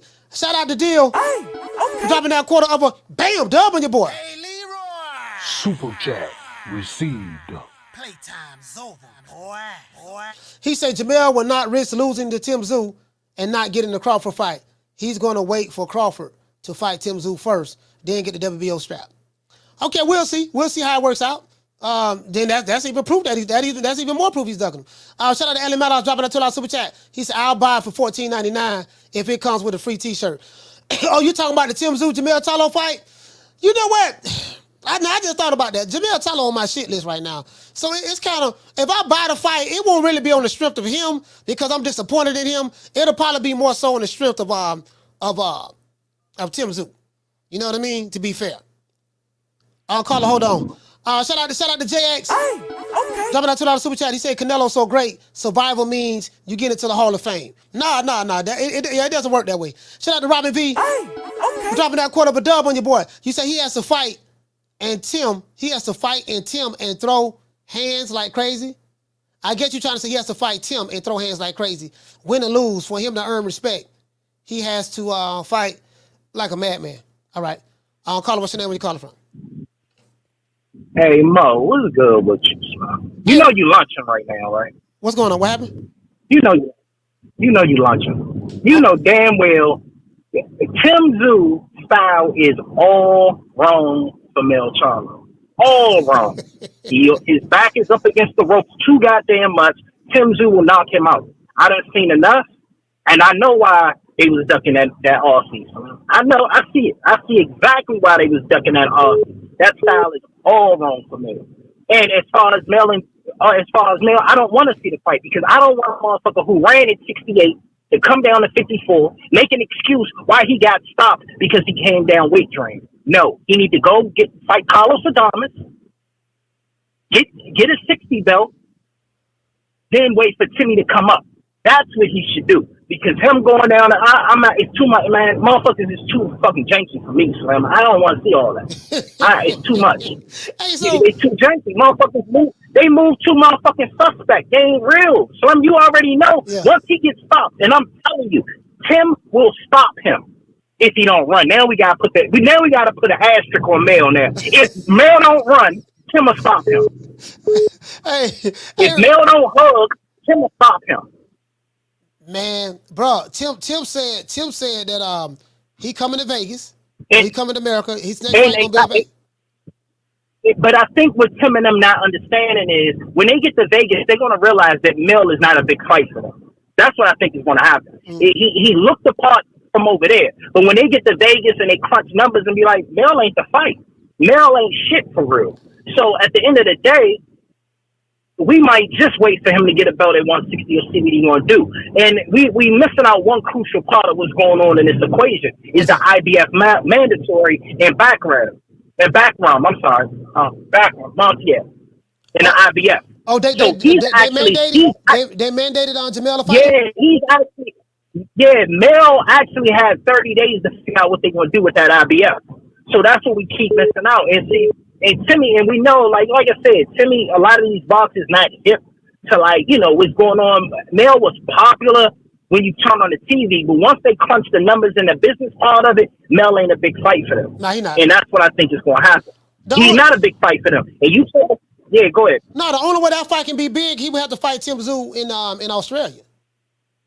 Yeah, and they're coming to Vegas. They already said it. They already documented it. It's like, Slim, we taking this party on the road. We in Vegas, and they're gonna crunch the numbers and be like, nah. Mel ain't the one. And Mel and relying on Mel to come back in a timely fashion to fight Tim Tszyu, good luck with that. These motherfuckers fight once every 14 months. So after that fight with Cinnamon, you think we're gonna see Jermell Charlo anytime in 2024? I seriously doubt. Oh, he gotta fight that Russian. Yeah, the IBF. I don't think he's coming back in 20. If he come back, it's gonna be Christmas the next year around this time. You know what I'm saying? Like, nah, you can't rely on them motherfuckers to fight in 4 and 5 months. These motherfuckers take 14 or 15. He gonna drop that belt. He gonna drop the IBF belt.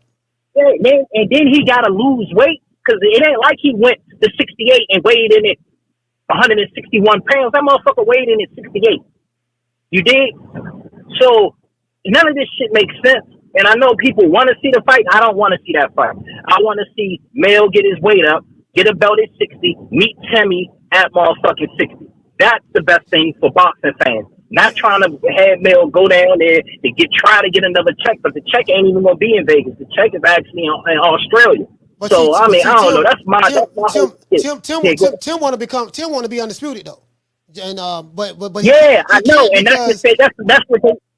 Yeah, absolutely. But the thing about it is, a lot of times you know how it is when you talk to boxers. A lot of boxers not gifted what's really going on. A lot of boxers don't even look at boxing, but people don't understand. They don't even understand the rankings. They don't know who's ranked where. Right. So from the outside looking in on TV, you would think Mel was the man. But when they come to Vegas and they start doing the business part, and they start looking at the sanctioned bodies, wait a minute, this motherfucker got an IBS. I ain't gonna be able to fight him. What the fuck is going on? You know what I mean? So that shit is not happening, bro. It's just not happening, and I'm not even interested in that fight right now. And then right now, a weight train, Melly Mel coming down to 54. Man, Timmy will walk all over that boy. I'm sorry. That shit, man. Tim Tszyu a beast, man. I ain't gonna bullshit you. He don't got better. That young is a beast. Yeah, he got better. I totally fumbled the ball. I thought he's straight up and down, but he's a predator.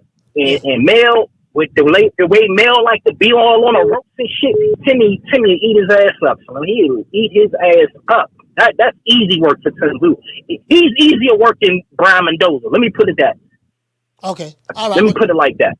Yeah, but I'm out, bro. All right, shout out to Ron Boy Fresh. DC, stand up. I ain't gonna lie, man. I hear what Ron Boy saying, man, but I want to see that fight, bro. I don't agree with Ron Boy on that. I know he's saying he don't want to see the fight, but I want to see that fight. The reason why I want to see that fight because this is the guy that he ran from. You get what I'm saying? So Jermell Charlo is not a draw from a business standpoint. He's not. You know what I mean? He ain't really got no fans like that. So shout out to Robin V. For dropping that quarter of a bam dub on your boy. Already read that. You said he got to throw hands like crazy. Shout out to Adam Meadows dropping that $2 super chat. He said if JC ducks Zoo, he said he going to be viewed like Rolo. Not necessarily like Rolo. He won't be viewed like Rolo, but it's like the stigma is the lion that lost his heart. You get what I'm saying? Down from the bar, there's a platform stage. People pimping, sharp as razor blades. We're gonna go to a short station identification break, and once we do, we will be back accepting the calls. And ever since that first night, it seems like I've been going crazy about you. Mint green chrome in the butt, burnt orange 550. Say the pinky ring pimp, give love pussy. Seafood, big pool, make your girl look. Backwoods, big grill, watch the chef cook. Talk slow, big smoke in the moonlight. Knock your doors down, shout it till your mind right.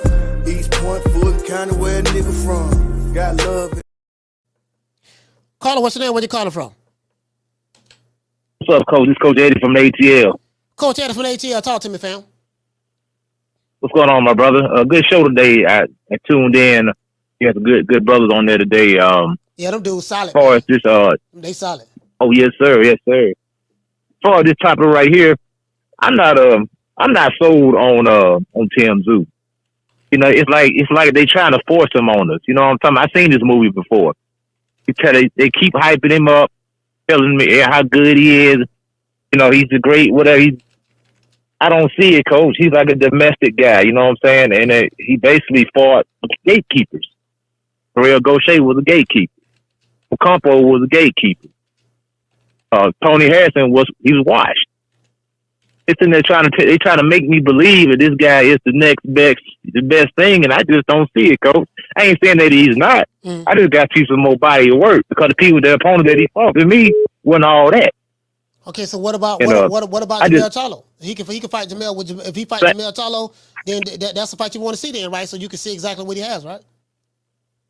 Yes, sir. I'll tell you the fight I really want to see that'll measure it would be Erickson Lubin. I think that'd be a great fight. I think they match up real good. But why not Jermell Charlo? I think that'd be a good. You Erickson Lubin more so than Jermell Charlo? Now I would like to see the Charlo fight. I don't know if they're gonna be able to make it happen, but that'd be a great fight. And I would lean towards Charlo to beat Tim Tszyu just because he'd be more confident against Tim Tszyu because he's a smaller guy.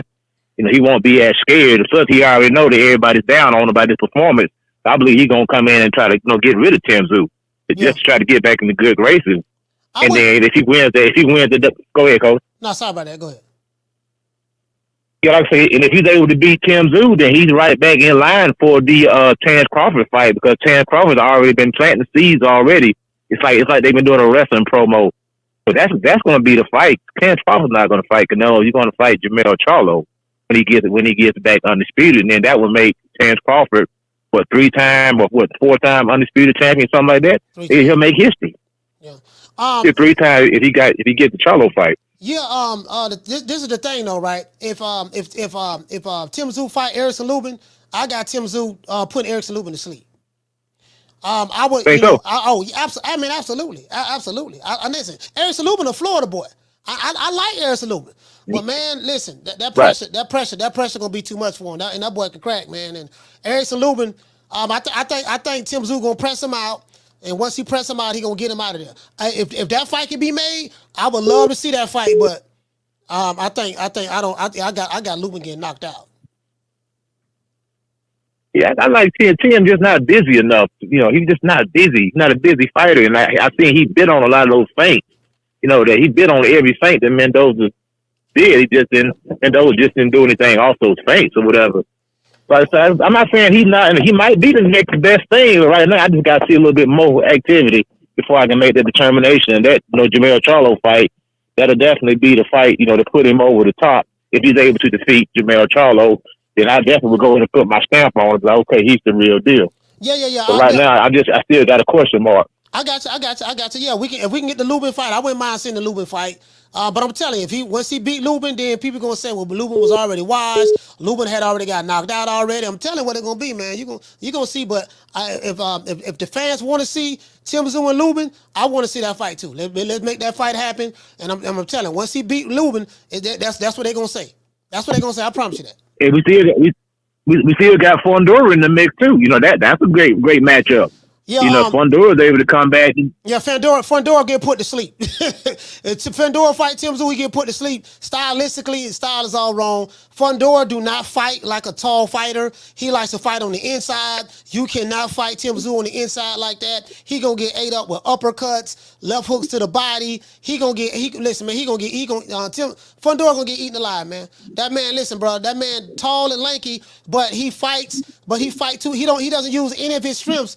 To his advantage. He likes to fight it. He like to fight mid-range to close range and try to impose his physical will on him. That style is not going to work on Tim Tszyu. He going to get knocked out against Tszyu. I can promise you that. Yeah, I wouldn't doubt it, Coach. All right, then, my brother. Have a good day. Great show today, Coach. Yes, sir, man. Shout out to Coach Eddie ATL. He get knocked out. Both of them get put to sleep. I'm telling you, both of them, especially Fondura. You talking about what he say? He say Tim Tszyu was probably they forcing him on us. I remember they was hyping up Fondura, and Fondura is a Florida boy. Fondura and Lubin are Florida boys. I ride with Florida, but I gotta tell it the way I see it. I'm like, nah, this dude right here, man. This man 6'7".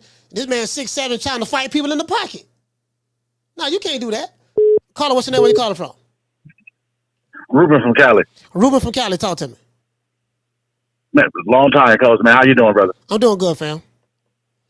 Well, just to make it quick, Charlo got to fight Tszyu. He looking real bad right now. He looking hella shaky right now. If he don't throw hands with Tszyu, it's kind of over for that dude, man. I don't see nothing else he can do.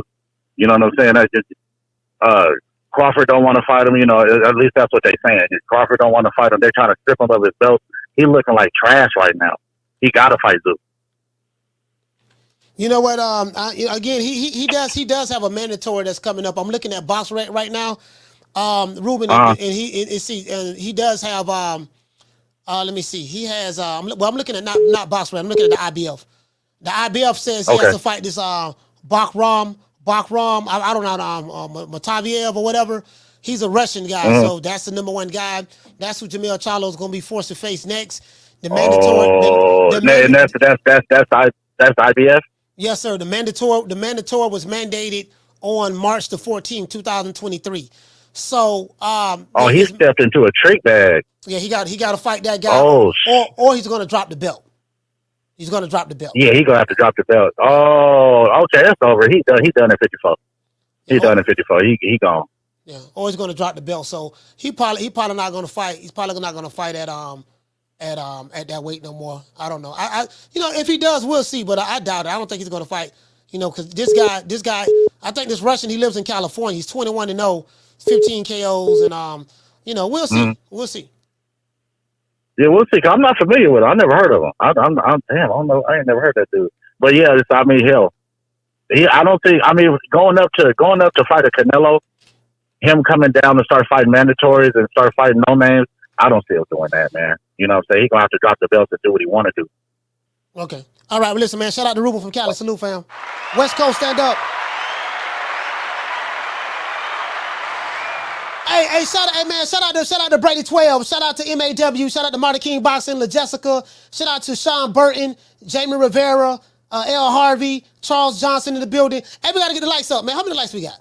Oh, this is unacceptable. We got less than 400 likes. Hey, look here, man. We got 542 people and less than 400 likes. We need 44 more likes. If you sitting there watching the show, hate watching, don't want to hit the like button, Riley, get him. Look, fuck you.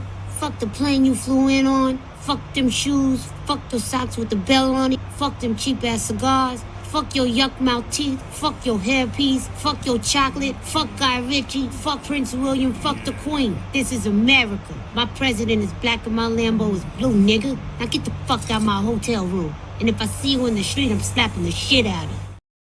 Hey, what's up, man, with my sister, man? Bless is in the building. Shout out to Bless. Shout out to Elena. Man, shout out to all the Tenderonis. Let's give the Tenderonis a round of applause. Shout out to Goddess is here. Everybody's here. God damn, man.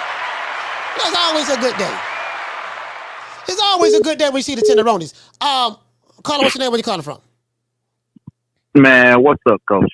It's inevitable. It's D-Block, D-Town, D-City, D-Ville, Baltimore. Fred! D-Block, talk to me. Hell yeah. I call it the right goddamn time, Coach. I call it the right goddamn time. I'm going to tell you something, man. It looks like Charlo's train has been derailed to be the face of boxing. It looks to me that the guy chased greatness, and people are starting to throw stones at him, Coach. He didn't prevail at 168 to be the man to be up there in the pound-for-pound list. He wanted to be great, Coach, and it looks like the guy keeps on getting pounded and pounded and pounded for trying to be great.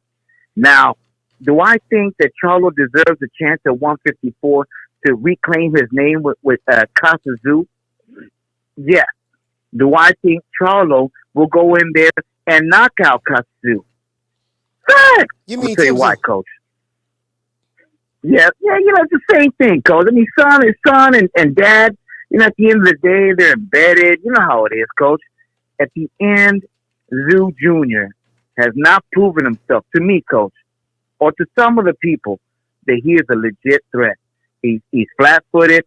He's not good at cutting off the ring, my opinion, Coach. Talking about Tszyu, he's okay, Coach. But let's be real with that. He is an email champ, just like they said about my Devin Haney. We got to keep it real, Coach. We got to come with facts. He is not really a true champion yet. He has to fight the man, and that man is Charlo, Coach. Without that name in his resume, I don't think they'll ever consider him a true champion, Coach. And do I think that Charlo's afraid of him? Maybe, but I think he gives him a hell of a fight. What you got to say with that, Coach? Well, I mean, the reason why he's an email champ because the champ ducked him, and that's why the champ got stripped of his title. So I do get that. He is an email champ. He didn't fight for the title. Jermell Charlo, he got to fight the man, but the man has to fight him. So I can't penalize a fighter like Tim Tszyu, and Tim Tszyu is trying to fight Jermell Charlo. The first guy he called out before he got the belt was Jermell Charlo. He's been calling him out for over a year. After he won the belt, beat Mendoza, he's called out Jermell Charlo, and he said, I'm coming to America to fight him. So he's trying to fight the guy. If Jermell Charlo don't fight the guy, I can't punish the guy who's chasing the lion. Oh man, you ain't fought the lion yet. Well, goddamn, my nigga, I'm chasing the lion. The man keep running. Yeah. So are we gonna punish the guy who's running? Or are we gonna punish the guy who's chasing the lion? Like which one it is? Well, I'm gonna tell you something, Coach. I believe that the lion, was raw. You know, we already knew he wasn't a real lion. We already know that, Coach. It's a fragmented name. They've never really stood behind that. There's never been a real promotional company with the Lions only. And for him to come back down to 154 and lose all that weight, I mean, that's going to be tough, Coach. And that's fact. Do I think he needs to give Tszyu a chance? Yes. Yes. Now, let me ask you a question, Coach. I'm going to let you go because I know people calling. Do you consider Tszyu, I'm going to call him Tszyu, do you consider him a real legit threat at 154? And do you think he's a special 154? Do you think he'll be here today and tomorrow he'll be done? D-Block, D-Town, D-City, D-Ville. Fuck him. Shout out D-Block. Well, I think Tim Tszyu is a real threat at 154. And I think that there's nothing special about him. I won't say there's anything special about him. Carla, hold on. I won't say there's anything special about him, but he is a threat at 154. And the fact that he's trending upwards, meaning, hey, I want to fight these other guys, then so be it. I like that. You know what I mean? So is there anything special about him? Nah, there's no special effects. But he want the smoke. And shit, you know, I hear what people saying, well, we think he a hype job. We think he this, he that. Okay, well, if he's a hype job, then how come the Lion won't fight him? Somebody tell the Lion that Tim Tszyu is a hype job and fight the dude. You get what I'm saying? Don't tell me the guy a hype job in one breath, but the guy that's supposed to be the killer don't want to fight the hype job, and he been running for this man for over a year, so come on, man. Carla, what's your name? Where you calling from? This is Christopher from Boston. Christopher from Boston, talk to me. All right. This is what I see. I don't see Jermell coming down and taking Tszyu for his next fight. I just think it would be a career suicide. I think it'd get bundled. Coming down all that weight, I don't think he'll be ready for someone like Tszyu. I think it'd need a quick tune-up before, just to get the feel back at that, 154. He was just up at 168. So that's what I think, Coach. But I don't know. What do you think about that? I think two ways about this. If Tim Tszyu is a hype job, like our good brother Coach Eddie said he is, then he don't need a tune-up to fight a hype job. Tim Tszyu is a hype job. According to our brother Tim Coach Tszyu is no hype job, Coach. No. Listen, I know he's not a hype job. But there are some people who still believe in Jermell Charlo. If you feel that Tim Tszyu is a hype job, Jermell don't need no tune-up fight to fight a hype job. He should be able to beat the guy, take the hype up out of him. We can't have it. You get what I'm saying? We can't have it both ways now. Is he a hype job? Exactly. Or isn't a hype job? Is you ain't my baby. You get what I'm saying? So which one it is? Is he a hype job or not a hype job? That's what I'm saying. Yeah, well, he ain't no hype job, and Coach Eddie will find out real quick if Jermell goes down and fights him instantly. He's going to find out who's the real hype job. Yeah, I'm just saying. And that's all I got to say, Coach. All right, shout out to Christopher from Boston, man. Boston, stand up. You get what I'm saying? Shit, if the nigga a hype job, fight him then. Shit, You get what I'm saying? Shit, y'all trying to tell me, he ain't nobody. Okay, cool, he ain't nobody. Fine, fight that nobody, take his belt back. But then Jermell Charlo, you know what? I don't know if Jermell Charlo fights his IBF mandatory. He's fighting this Russian. Let me let you guys see who this is. He fighting a Russian. Let me let you guys see what his face look like. Carla, what's your name? Where you calling from? This is Jamie again, Coach. Shout out to Jamie from New York. Talk to me. Real quick, my brother, real quick.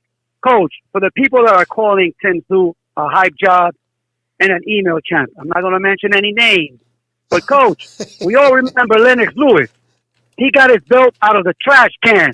Wasn't he the best champ in his era? Wasn't he, Coach? Yeah, he was the best heavyweight of that era. He was. He became the best champ. So let's give Tim Tszyu a chance, bro. The young man is doing his thing. You know what I'm saying? Let's give him a shot, bro. Charlo's the one that fucked up, Coach. He fucked up his reputation. You know it, and I know it. You know what I mean? So Charlo wants to redeem himself again. The answer is Tim Tszyu. Go see him. That boy's been calling you out for over a year, man. So again, if Lennox Lewis did it, so can Tim Tszyu, man. Let's give the man, the young man, a chance. That's my call, bro. All right, shout out Jamie. I will say this. Lennox Lewis got his first title out of the garbage can. But see, this is the thing, right? I can't punish a guy. Carla, hold on. See, this is the problem I have with the email champ thing. You know why I have a problem with the email champ? Because you guys do not take into consideration how that guy got elevated to the belt. Elevated, right?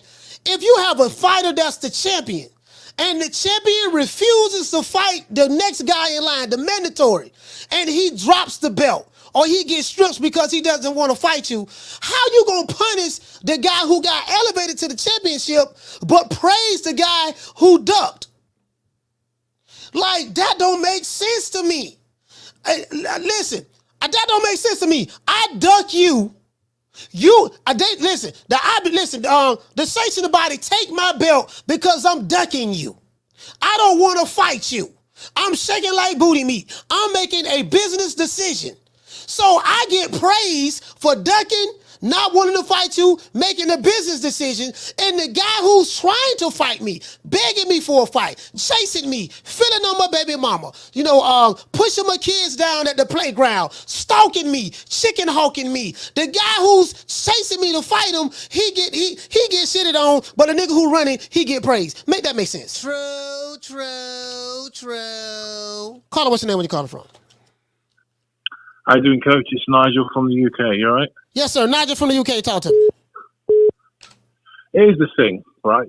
These fans, you'll make demands of Canelo to fight this guy and that guy. You'll make demands of Usyk to fight this day and that guy. When Anthony Joshua was unified champ, you made demands for him to fight Wilder and everyone else. When it comes to the PVC guy, who people have forgotten, Tim Tszyu is a PVC fighter as well. I thought you guys stuck together. You're showing your true colours where you lie, right? So, like you said, I don't get why, what's the double standard? It's quite clear, and all I'm listening to is people making excuses for Jermell. If you have the belt, I expect you to act like a champion. I expect you to take on your mandatory. I have the same standards I would for any champion, regardless of what banner he fights under. And if Jermell doesn't want to fight him, because if the dropping weight from 168 to 164 is too much, that's absolutely fine. Drop the belts, go to 160 if it's healthier for you. Because he's mid early 30s now. Yeah. Tim, you say what? Repeat that. Yeah, so like Jermell's in his early 30s now. Yes. Yeah, Jermell is 33. Yeah, he's 33 years old. He's the same age as Canelo.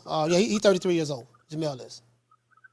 Dude, man, just go to, just drop the belt at 154, 60, man. Don't kill yourself, man, because that's what happened to Roy Jones Jr. when he went to heavyweight to fight John Ruiz, and he dropped down to light heavyweight. If you're not going to face Tim, so be it, that's fine. I understand if you went to 160.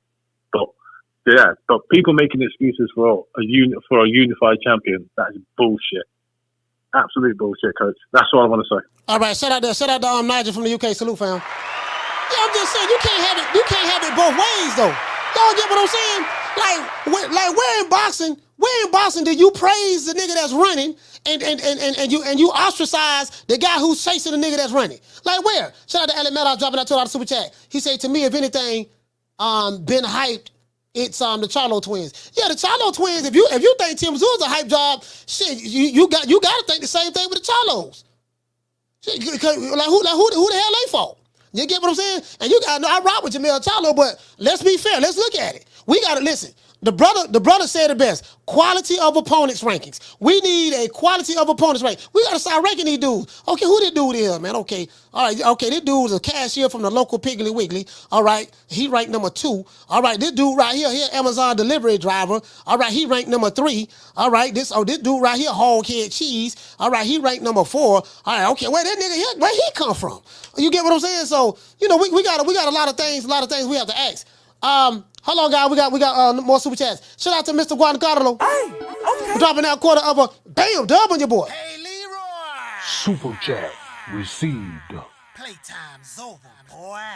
He say, Coach in the True Media Boxing Radio family. He say, salute to you, fam. Yes, sir, man. I appreciate you, brother. Shout out to Mr. Calderon. Hey, okay. We're dropping out quarter of a bam dub on your boy. Hey, Leroy. Super chat received. Playtime's over, boy. He said, I'm a Tim Tszyu fan for the simple fact that he doesn't wait for PBC handouts and stays active in the building. Good fan base anyway. No, I don't think Tim Tszyu is a PBC fighter. I think he has a promotional company, No Limit Promotions. That's who he's with in Australia. But I think he had a deal with Showtime. And because he have a deal with Showtime, of course, he's going to fight the PBC fighters. But I don't think Tim Tszyu is a PBC fighter. He's not one of Al Heyman's fighters. Down from the bar, there's a platform stage. People pimping, sharp as razor blades. Caller, what's your name? Where you calling from? Martin from Jersey. What's up, Coach? Martin from Jersey. Talk to me, fam. Okay, Coach. Before I start, I want to thank and give all praises to the real boss of your show and my boss too is Bob Arum. Because if it wasn't for him, we wouldn't have no Booger Ray and no Floyd Mayweather. So that's number one. And to talk about Charlo, Coach, I heard you at the beginning of the show. You said you wanted to see that Charlo, the one that mean that he wants to beat everybody up and all that stuff. But you forgot what your good friend Bud Crawford told you. Remember when he told you that was an act. That guy is not nothing like that. So you should know that you're not gonna get that Charlo back. You should know. You heard, Coach? Yeah, I'm here. You're not gonna see that Charlo again.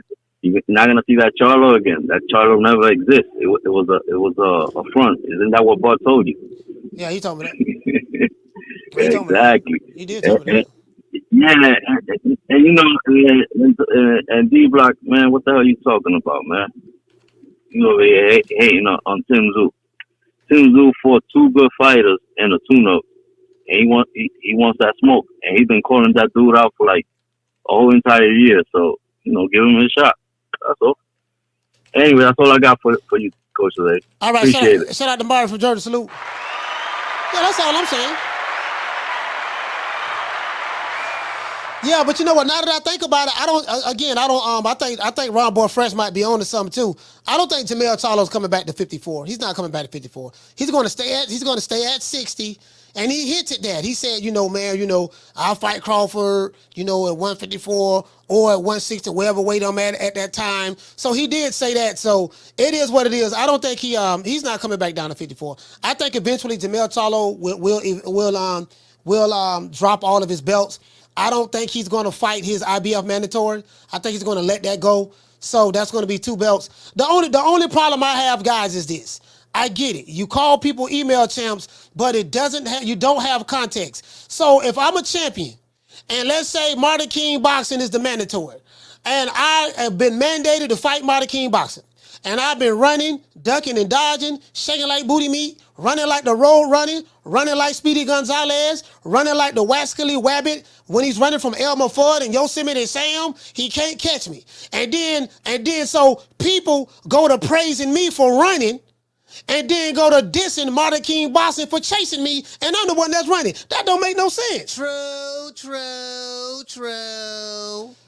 I'm just saying, for me, that don't make no sense, bro. Back in the day, listen, let me show you how different this is.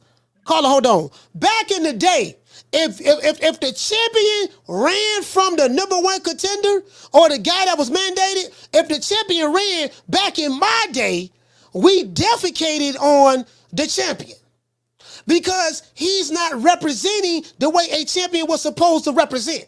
Imagine Marvelous Marvin Hagler saying that, you know what, man, I'm a little long in the tooth right now. John the Beast Mugabe is my mandatory. I don't want to fight this dude. Imagine Marvin Hagler ducking John the Beast Mugabe. Imagine Marvin Hagler ducking Vito. Imagine Marvin Hagler, ducking Hearns or any of those guys. I don't want to fight these niggas right here. No, we got to go over there. Just imagine that. Back, like in the 80s, the 70s, 80s, and 90s, if you're a champion and you refuse to fight the next guy that's in line, that's up, man, guess what, man, come on, man, bro. They shitted on you. In today's time, the guy that's ducking gets praised, and the guy that's not the duck, he gets this. You can't make this up. Caller, what's your name? You calling from? Man, what's up, coach? It's D-Block 2 times. D-Block, talk to me. So it looks like, yeah, you see what I mean, coach? When they call Haney email champion, nobody was talking list. Nobody was saying nothing. And now, and he's proven himself, undisputed champion of the world at 135. Something that Bobblehead can't even say. Never will say. But now that Tim Tszyu, Mr. Australia, Mr. He's Megatron, Mr. He's Godzilla, Mr. He's proven that you lose it. Now, people getting mad. Oh, you can't call Tim Tszyu he email champion. All you know, people get upset. Let me tell you something. What I saw Saturday just corrected me by what I saw. The guy is not elite. He's gonna get exposed. Yeah, he can hit you a couple of times. And, he hits the body. At the end of the day, he does what he does. But coach, I don't see the guy as an elite boxer. Coach, what you got to say with that? There's nothing special about Tim Tszyu, but he wants to fight. Boom. Yeah. That doesn't mean he can't win. But what's special about Jermell Charlo? Ain't that special about Jermell Charlo? No. That's the thing, coach. I'm not saying don't duck the sun or whatever. You got to give. I'm saying what Charlo did, coach. And you know me, coach. I don't like the Charlos. Houston stand down. I don't understand that either, man. Nobody from Houston calls to pump up their men anymore. Everybody gave up on him, and that's how people are, coach. They give up on you. At the end of the day, they never had his back, but that's okay. I always kept it real. I never liked the guy. I always knew he stood for nothing. So let me tell you something, coach. Jermell Charlo, I don't mean to interrupt you, but he was one of my favorite fighters. I like Jermell Charlo, man. He's one of my favorite fighters, man. It's just right now, I'm upset with him right now. I haven't gotten over it. The hood is looking bad. It ain't looking good for us in the hood. It's looking real bad for Houston. Looking real bad for Houston. I didn't even necessarily say Houston, but go ahead. No, my bad. I mean Houston. My bad, Houston, Louisiana, wherever you want to bet. At the end of the day, he's from both sides of the west side. But what I'm saying, coach, is he went to 168 to be great. He was already undisputed. His resume, you could say whatever he wants. He had 2 fights. He became undisputed. He could have got it, but then he lost. He got a draw, and he went back and repeated, and he won. So he went to 168, went to challenge himself, and he didn't do what everybody expected, especially some people from Houston that said that he was going to go in there and beat Canelo, which they were wrong, coach. Fine. So now what I'm trying to say, coach, he ain't going back to 154. And we know this, coach. He's going to stick at 160. You know how hard it is, coach, to go down 2 weight divisions. I mean, look at even Roy Jones Jr., what happened to him, and he got his ass whooped at the end of the day because he went to heavyweight. But that's okay. Tim Tszyu, whatever you want to call him, Mr. Australia, Mr. Kangaroo, he is not elite. Somebody will go up there and whoop his ass. It could be Terrence Crawford. It could be somebody else that's special that will knock his ass out. He's not special, coach. That's all I had to say with that. And for the email champion, people getting pissed off about it, guess what? Live with it, because I had to live with it when Haney was called all that. D-Block, D-Town, D-City, D-Ville.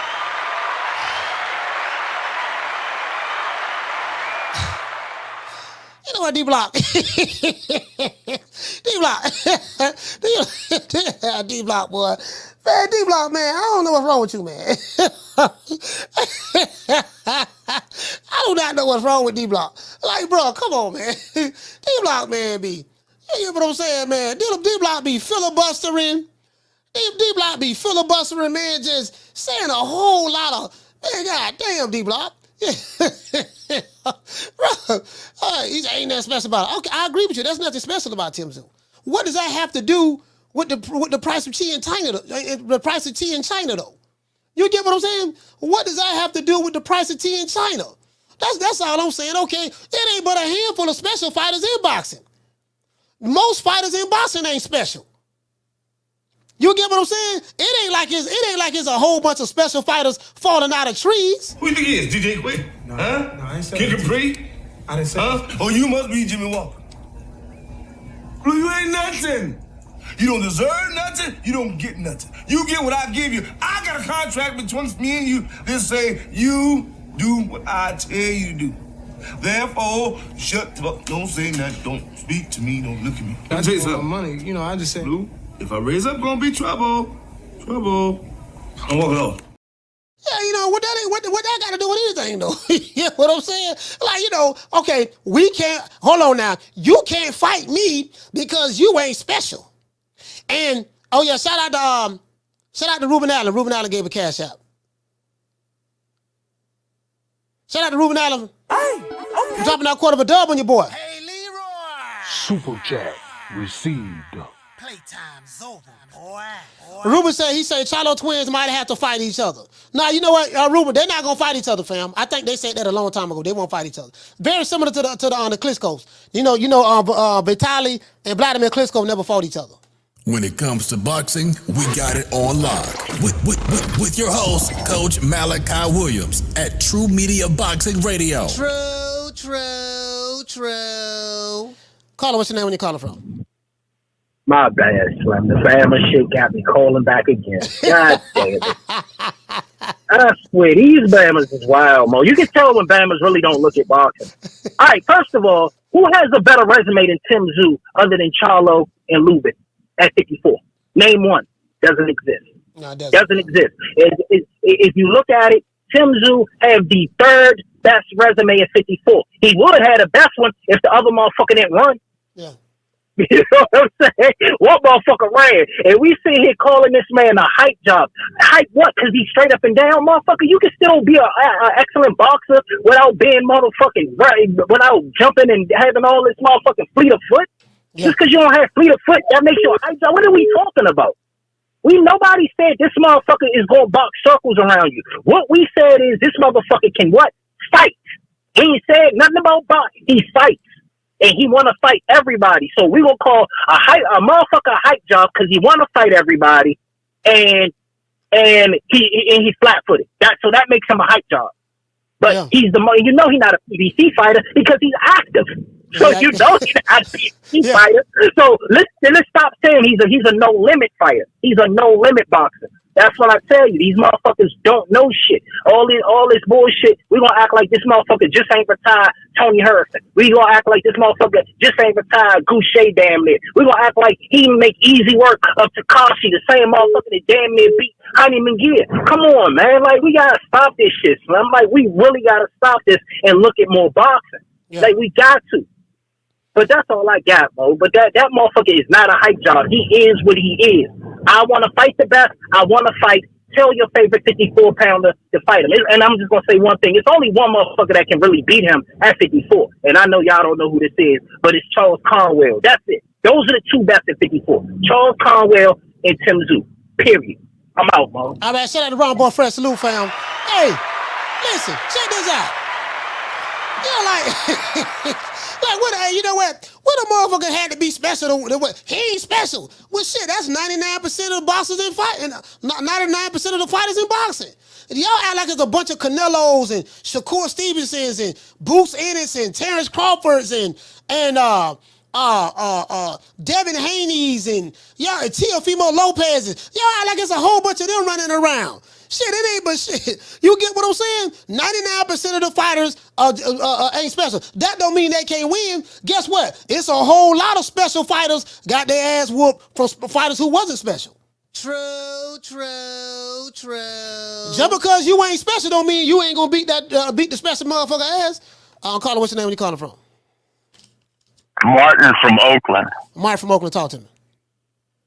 Yeah, Coach. What kind of silly shit is that? Poor D-Block.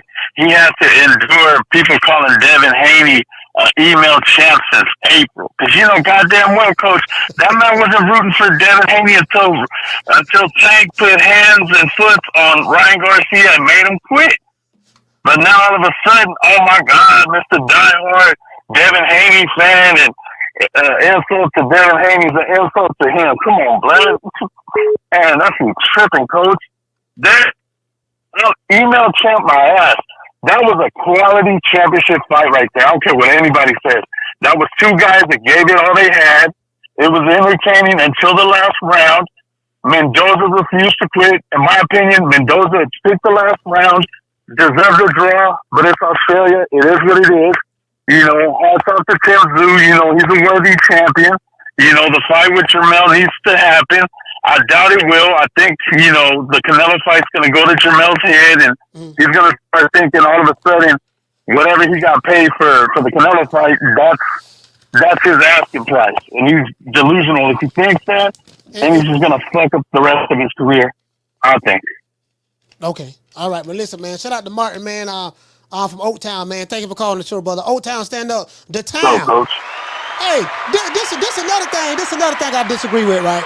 I hear what D Block saying. I hear what you're saying, D Block. But you're saying Jermell Charlo moved up to dare to be great. I totally disagree with that.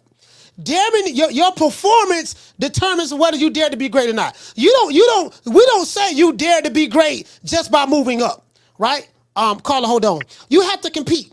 When Canelo moved up to fought Sergey Kovalev and he fought Dmitry Bivol, his fans said, well, Canelo was daring to be great by moving up fighting these bigger guys, right? But what determines that? You don't, just moving up don't determine if you dare to be great. You have to compete.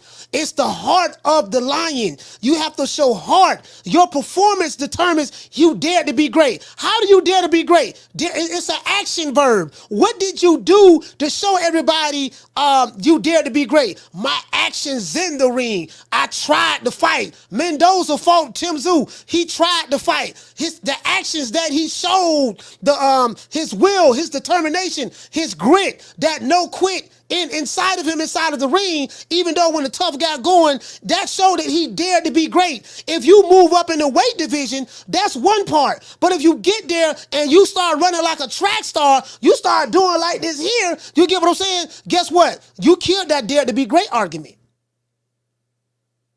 That's like me talking shit. And I'm like, yeah, nigga, when I see it, nigga, I'm gonna put these paws on you, yada, yada, yada, yada. And then I see the dude that I've been talking shit against, and we're here for the fight. And then as soon as I see him, I take off running. And then, yeah, I dared to be great. At least I met up with him. No, nigga, when I met the nigga, I ran. True. You don't get no credit for running. Anyways, call it, what's your name you call it from? Coach, Martin from Jersey, I guess. Martin from Jersey. Coach. Yeah. Your man D Block, man. Look like he called back. Look like I touch a nerve. But I gotta tell you, he's over here talking about this guy's not elite and that guy's not elite. But he's always talking up Ryan Garcia and how elite is that guy. You know, Ryan and I'm gonna leave you with that, Coach. Peace. Yeah, all right. Shout out to Martin Fro. Yeah, Ryan Garcia ain't elite. Shit. Hey, listen, there's nothing elite about Ryan Garcia. I mean, he cute, he pretty, he made some good TikTok videos, but that's about it. I actually do cuss a little. Do you? Also, yeah. What's your favorite curse word? Probably fuck. You get what I'm saying? I mean, outside of that, he got a good guy liner, I heard. The makeup line, I heard he got a thong line for men that got gooch grease. But outside of that, that's about it. Ain't nothing special about Ryan Garcia. It ain't but a handful of special fighters, dog, is what I'm saying. Most of these fighters, a lot of them on the same level. Everybody ain't special, though, bro. It ain't a whole bunch of Pernell Whitakers running around boxing, or a bunch of Sugar Shane Mosleys in their prime, or Manny Pacquiao's, or Floyd Mayweather's. It ain't a bunch of them running around. Shit, and then if Tszyu not special, I ain't got no problem with nobody saying that. But damn, so Jermell Charlo ain't special neither. True. Shit, to be fair, Jermell Charlo and Tim Tszyu, they might be on the same level. We were at dinner one night, and I got a call that there was a disturbance in my gym. And Floyd apparently had asked us not to do a fight in October, but to do it in December after James Prince's contract with him had run out. So the disturbance in my gym was that some people came over with or without the knowledge of James Prince and proceeded to break a couple of heads of people in Mayweather's camp with baseball bats. And so the gym was splattered with blood. And Floyd came to my office the next day and he said, Prince wants his money from the fight that's coming up. So I said to Floyd, fine, if that's what you want, I'll write him a letter of credit. And Floyd said to me, Prince don't do no letters of credit. You better send the cash. So I wrote a check and I made a contract with Prince's lawyer, and he got paid the money that said he was entitled to as Floyd's manager. Hey, get what? Nobody, to this day, nobody has refuted that. To this day. Really though. True. True. We ain't heard no statements from Floyd. Like I said before, Bob is lying. Bob is lying. I did not come to him crying about anything. He's lying. He's lying. I would never do that. I would never do that. I don't like the Bob father. I don't like him. He's overrated. Bob is overrated. Floyd, oh my gosh, Floyd, they got me in the trunk, Floyd. Oh, what am I gonna do, Floyd? I'm so loyal to you, Floyd. There's nobody that I've ever loved on the planet Earth more than you, Floyd. I gotta love my mom, she's, my mom, mom's overrated and stuff like that. I love mom, Floyd, but there's no one, Floyd. Shout out to Manito. What'd he say? He said I'm from the underground. Thanks, coach. Yeah, you get what I'm saying? Yeah, man, Floyd, oh my gosh, Floyd, he got me in the trunk. Wait a minute, Bob, wait a minute. They got Leonard. Oh, Floyd, what the fuck, Floyd, what the fuck? Why you calling me about goddamn Leonard? They got him, they hold him for 24 hours. He said, we got 24 hours to give him the money. Well, why don't you just pay him, Floyd? No, I don't want to pay the $600,000. $600,000? Yes, but it's $400,000 with interest. He said each day that goes by, that I don't pay him, it's another $400,000. So we owe him a milli. True.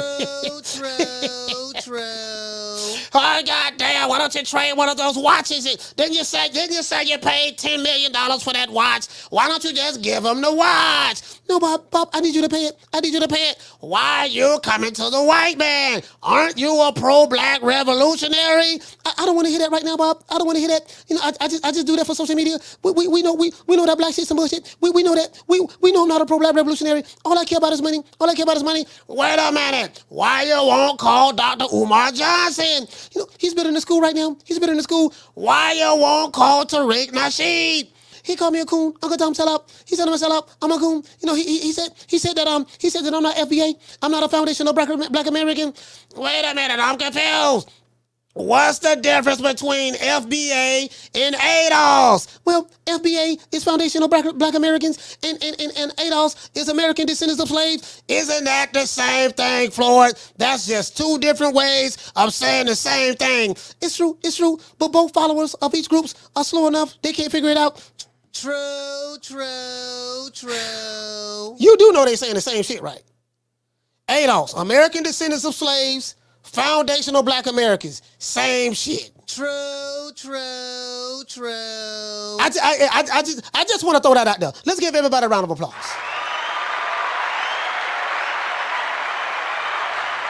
I just want to throw that out there. Just in case ain't nobody remember, it's the same shit. Can a nigga borrow a French fry? And my first thought wasn't, oh my God, he said the word, the N-word. It was, now how is a nigga gonna borrow a fry? Nigga, is you gonna give it back? He said, did you see the Tariq Nasheed documentary on hip hop? No, I haven't seen it yet. I'm gonna check it out though. Shit, matter of fact, hold on, what I got? Shit, I got all the Tariq Nasheed shit. His old shit. I got all the hidden colors. Where the hidden colors at? I got all that shit over there somewhere. I got all hidden colors 1, 2, 3, and 4. I got it right. Listen, I know these dudes very well. Listen, let me tell you something. Y'all think I be capping, right? Some of y'all think I be capping. I know what the fuck I be talking about. I can tell by what a nigga say. Who he been listening to, and where he got it from. Hold on. As a matter of fact, now what I'm gonna do, we're gonna go to a short station identification break before we wrap the show up. And when we get back, you know what I mean? I'm gonna show y'all what I'm talking about. What's my name? My name is nobody, and I don't live nowhere, and I don't know nothing. I don't know because I know that you gon' tell God on Jesus, kiss a Judas, silver pieces, monkeys acting in the monkey show. Gangsta monster killer, silverback. Where is your rap sheet? That you never explains, moving fast, thinking slow. Dummy clown, silly Billy, need a hug, thugs on drugs, monkeys acting in the monkey show. See, I know these guys very well, right? These jitterbugs, like some of you guys haven't even looked at any of these things, but I looked at them. I bought them when they first came out. You got your Hidden Color series, so I know exactly where you're getting your education from, right? And y'all don't even vet to see if any of this stuff he's saying is right, wrong, or right. You get what I'm saying? You just take his word for it. But I respect the hell out of Tariq Nasheed. I remember him in the 90s when he was flex and he was a pimp and all that stuff there. So I respect the brother. I respect his hustle. He get money, and I ain't mad at the man for getting money. You got a bunch of motherfuckers you gonna get some money from. Ain't nothing wrong with that. I ain't mad at him at all. But I got all of them. I got Hidden Colors 1, Hidden Colors 2, Hidden Colors, The Rules of Racism, probably influenced by Neely Fuller. And we have Hidden Colors, The Religion of White Supremacy. I have all of the Hidden Colors. You know what I mean? I looked at these a long, long time ago when they came out. So I do get it. I know where these guys come from. I know where these guys come from. Trust me, I do. I really, really do. True. Anyway, man, we finna get ready to wrap the show up, man. It is what it is. We're gonna get ready to wrap the show up, man. Let's give everybody that's here a round of applause.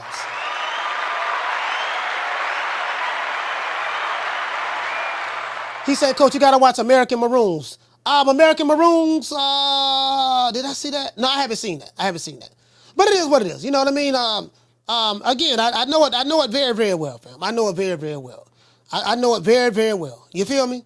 If I take your woman who never been out the United States a day in her life, if I take your woman who never been out the United States a day in her life, if I take your woman who never been out the United States a day in her life and take her with me, she spent a week in Africa with King Kong Alicious. She's going to spend a week in Africa with King Kong Alicious. Do you think she ever coming back home to you? Let's just be honest. If I take her on a ride with the prince, do you really think she coming back home to you? I'm going to drink to that. Next Negro who hate, I'm going to snatch your chick. Only in today's boxing, the #1 contender gets defecated on, and the guy that's ducking gets praised. Now, I am the #1 contender. I'm tired of James the Poodle, Grim Reaper, whatever you want to call himself, ducking me. All right, I'm tired of man driving around town in 8 Rolls Royces. He ain't fought nobody. I'm still in a Broham. There's a fighter that's in a Broham right now. He can't get no respect. What about Rocky Marciano? Oh, there they go. There they go. Every time I start talking about boxing, a white man got to pull Rocky Marciano out their ass. That's the one. Rocky Marciano. Let me tell you something once for all. Rocky Marciano was good, but compared to Joe Louis, Rocky Marciano ain't shit. He beat Joe Louis's ass. Boy, that's right. That's somebody right now, boy. Boy, I'm trying to tell you, boy, they can't. They trying to get the smoke, but they can't get it. You know why you can? Don't get us something, no statue. Give them guts. You know that? Listen. There's a fighter right now. They got a bunch of fans that's standing in between him and the champion, and the fans are protecting the champion. Fuck with your soul like ether. Teach you the king, you know you. Godson across the belly. I prove you lost already. Boy, I'm talking about the man want the smoke. He can't get no smoke because you got a fan base that's online, that's building barriers for why we shouldn't get these fights. Shut that soft ass shit up. And the best man Shut to that win. soft. That's some soft ass shit. Shut that soft ass shit up. All that soft talking. I know you can do it, man. You got the. Man, shut that soft ass shit up. Boy, I just don't get it, dog. Like, again, I'm a hold the line. I'm the old nigga. I do admit I am the old nigga, but I'm the old nigga. I got my 30-30 rifle. I got plenty of ammunition. I'm taking the sniper approach. I'm not gonna take the shotgun approach. But shout out to Booger Ray Leonard, man. If it wasn't, listen, man, listen. See, these guys, they will not tell you that I praise Al Heyman. They'll omit that. But if I say something, praising Bob Arum, oh man, he praising the white man. I say, dude, I'm giving the white man credit because if it wasn't for the white man, this black man, both of these black men probably wouldn't be alive right now. Make it last. Make it last forever. Don't let I love you.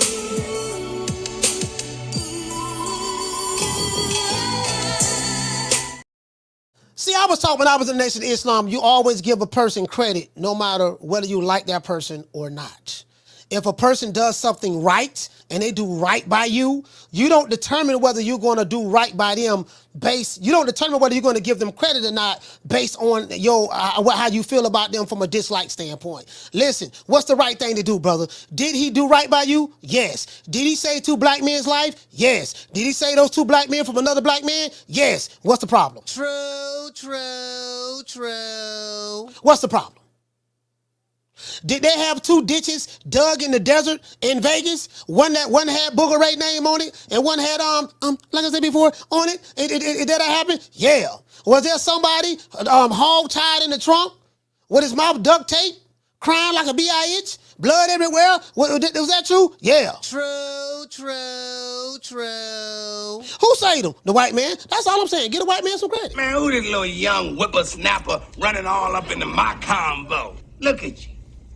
You're all wet behind your ears. Breath smelling like Similac. Man, you better go on home before you get your little thick ass tossed up. Shout out to OP Gamer. What did he say? Coach, set this up. What's going on? Oh, you know what? Yeah, we gotta end the poll. We gotta end the poll. Well, what's going on? Set what up? What are you talking about? Let's end the poll. Hold on. We got a poll right here, guys. All right. We have 392 people that participated in this poll. 392 people. So far, we have will Jermell Charlo fight Tim Tszyu next? 72% said hell no. And 28% said hell yes. Let's give everybody that participated a round of applause.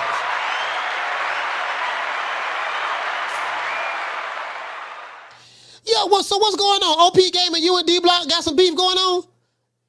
Oh, y'all beefing, huh? Hey, they ain't got nothing to do with me. Hey, they ain't got nothing to do with me. You know what? I am sick of hearing these bullshit Superman stories about the what's up legendary Bruce Leroy catching bullets with his teeth. I am sick of hearing these bullshit Superman stories about the what's up legendary Bruce Leroy catching bullets with his teeth.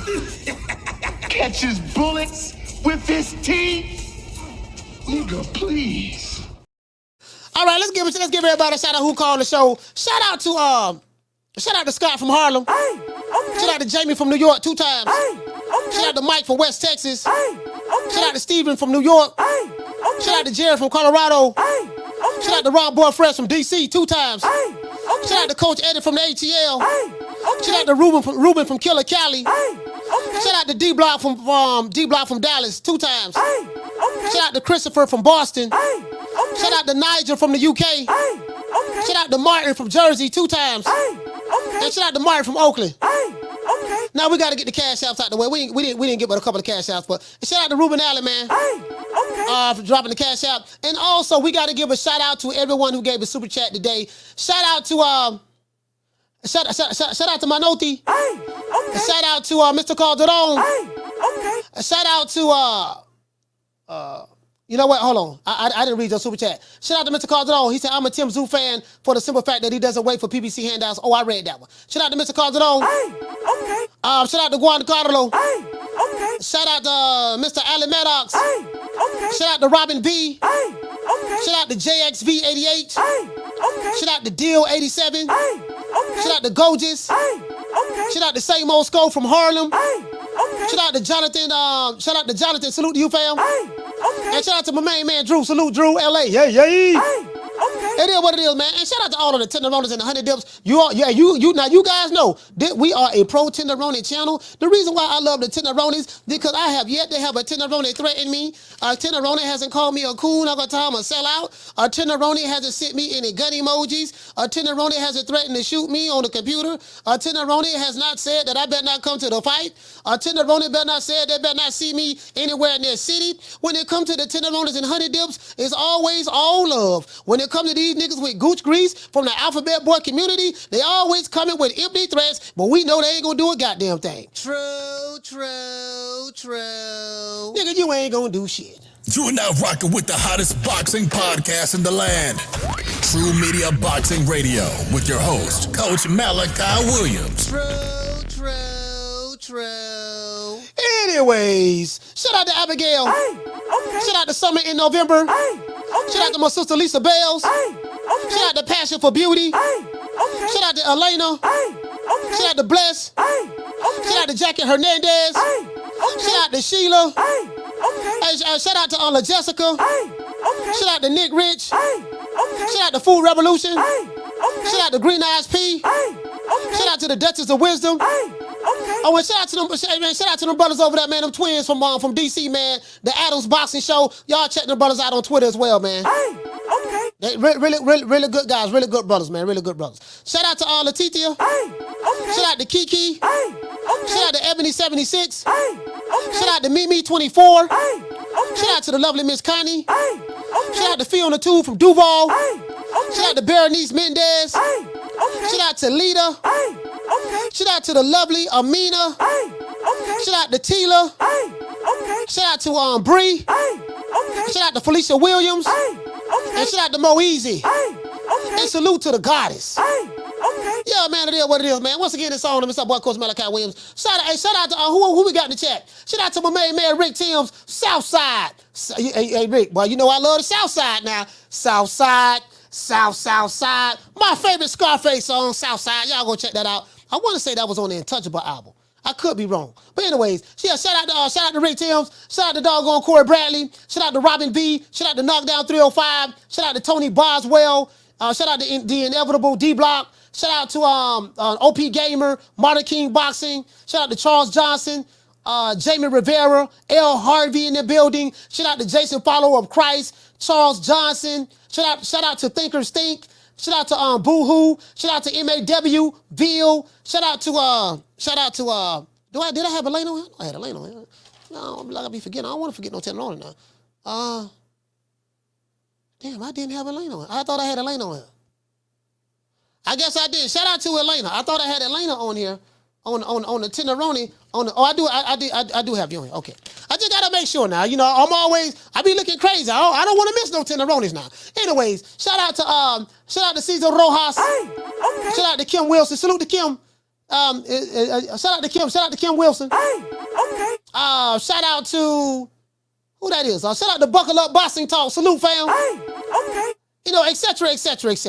Anyways, shout out to everybody in the chat. If I miss your name, please forgive me. Y'all know what time of TI is, man. It is once again a song. I just want to give a shout out, man, to just everybody out there, man. You know, we know. I know y'all don't want to see the old boy leave, but it is what it is. You wish you could work it the way I do, but you can't. You're begging me not to leave you, and I refuse to let you go. I tell you what, I like that. What the brother say? The brother said we gotta have a quality of opponent rankings. That's what you call vision. Well, I respect your ambition, Willie, but you got to have vision. You ain't gotta like it, but you better respect it. Nigga, when my name come up, respect it. Let's go. Stop playing with my fucking name. All three of y'all, stop playing with my name. I ain't gonna say it no more. Put some respect on my name. Let's say a special prayer for all of these sapsuckers, ham bones, and jive turkeys that's trying to put their fighters in the witness protection program. And I want you to hold on to God's unchanging hand, because he helped Joshua fight the battle of Jericho. Yes. He helped Daniel get out the lion's den. He helped Gilligan get off the island. Lord. If the Lord can help Gilligan get off the island, the Lord can bring us back to big time boxing. Don't ever forget, when I found you, you was strung out on coke. When I found you, you was like a big house, contemplating about killing yourself. So don't you ever forget who brought you to big time boxing. I drugged you back. I brought you back. I provided food and put food on your table for your family to eat. And I'm doing it for the second time. So don't you ever forget that. Also, shout out to Shamika Jackson is in the building. Shamika Jackson is in the building. Salute to you, sis. All I'm saying is this here, man. This all I'm saying. All praises due to the Most High, the Most Exalted, the greatest human being on the planet Earth, Mr. Al Heyman. Well, you know, I guess I gotta be like everybody else and sing Al Heyman. I can quit my job now, baby. 6 figures, baby. You feel me? But a name. Do you have a name? Oh, nah, I ain't got no name, you know. Name them names, man. They know who they is. Name them names, please. The names need to be named. They know who they is. The Mexican Monster. And shout out to Gloria Day and the fabulous Set Trips. Gloria Day and the Set Trips. These niggas don't play. We don't play. You ain't heard, they be tripping. We be tripping. So they swerving on. No faking and no snitching.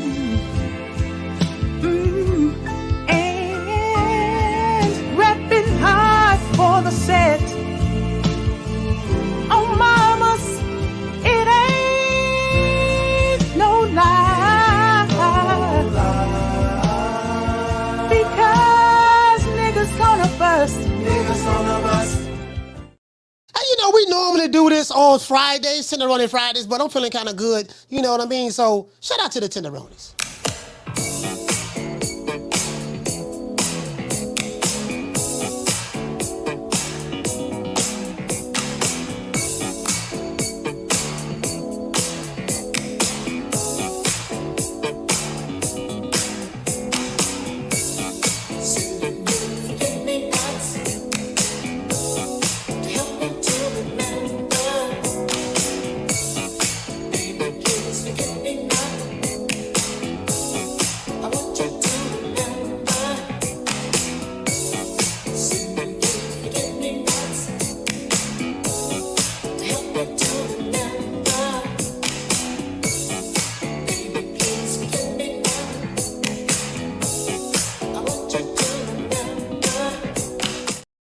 When it comes to big time boxing, please forget me nots. Understand that the hottest, you know what I mean? We are the hottest boxing podcast on YouTube, on radio.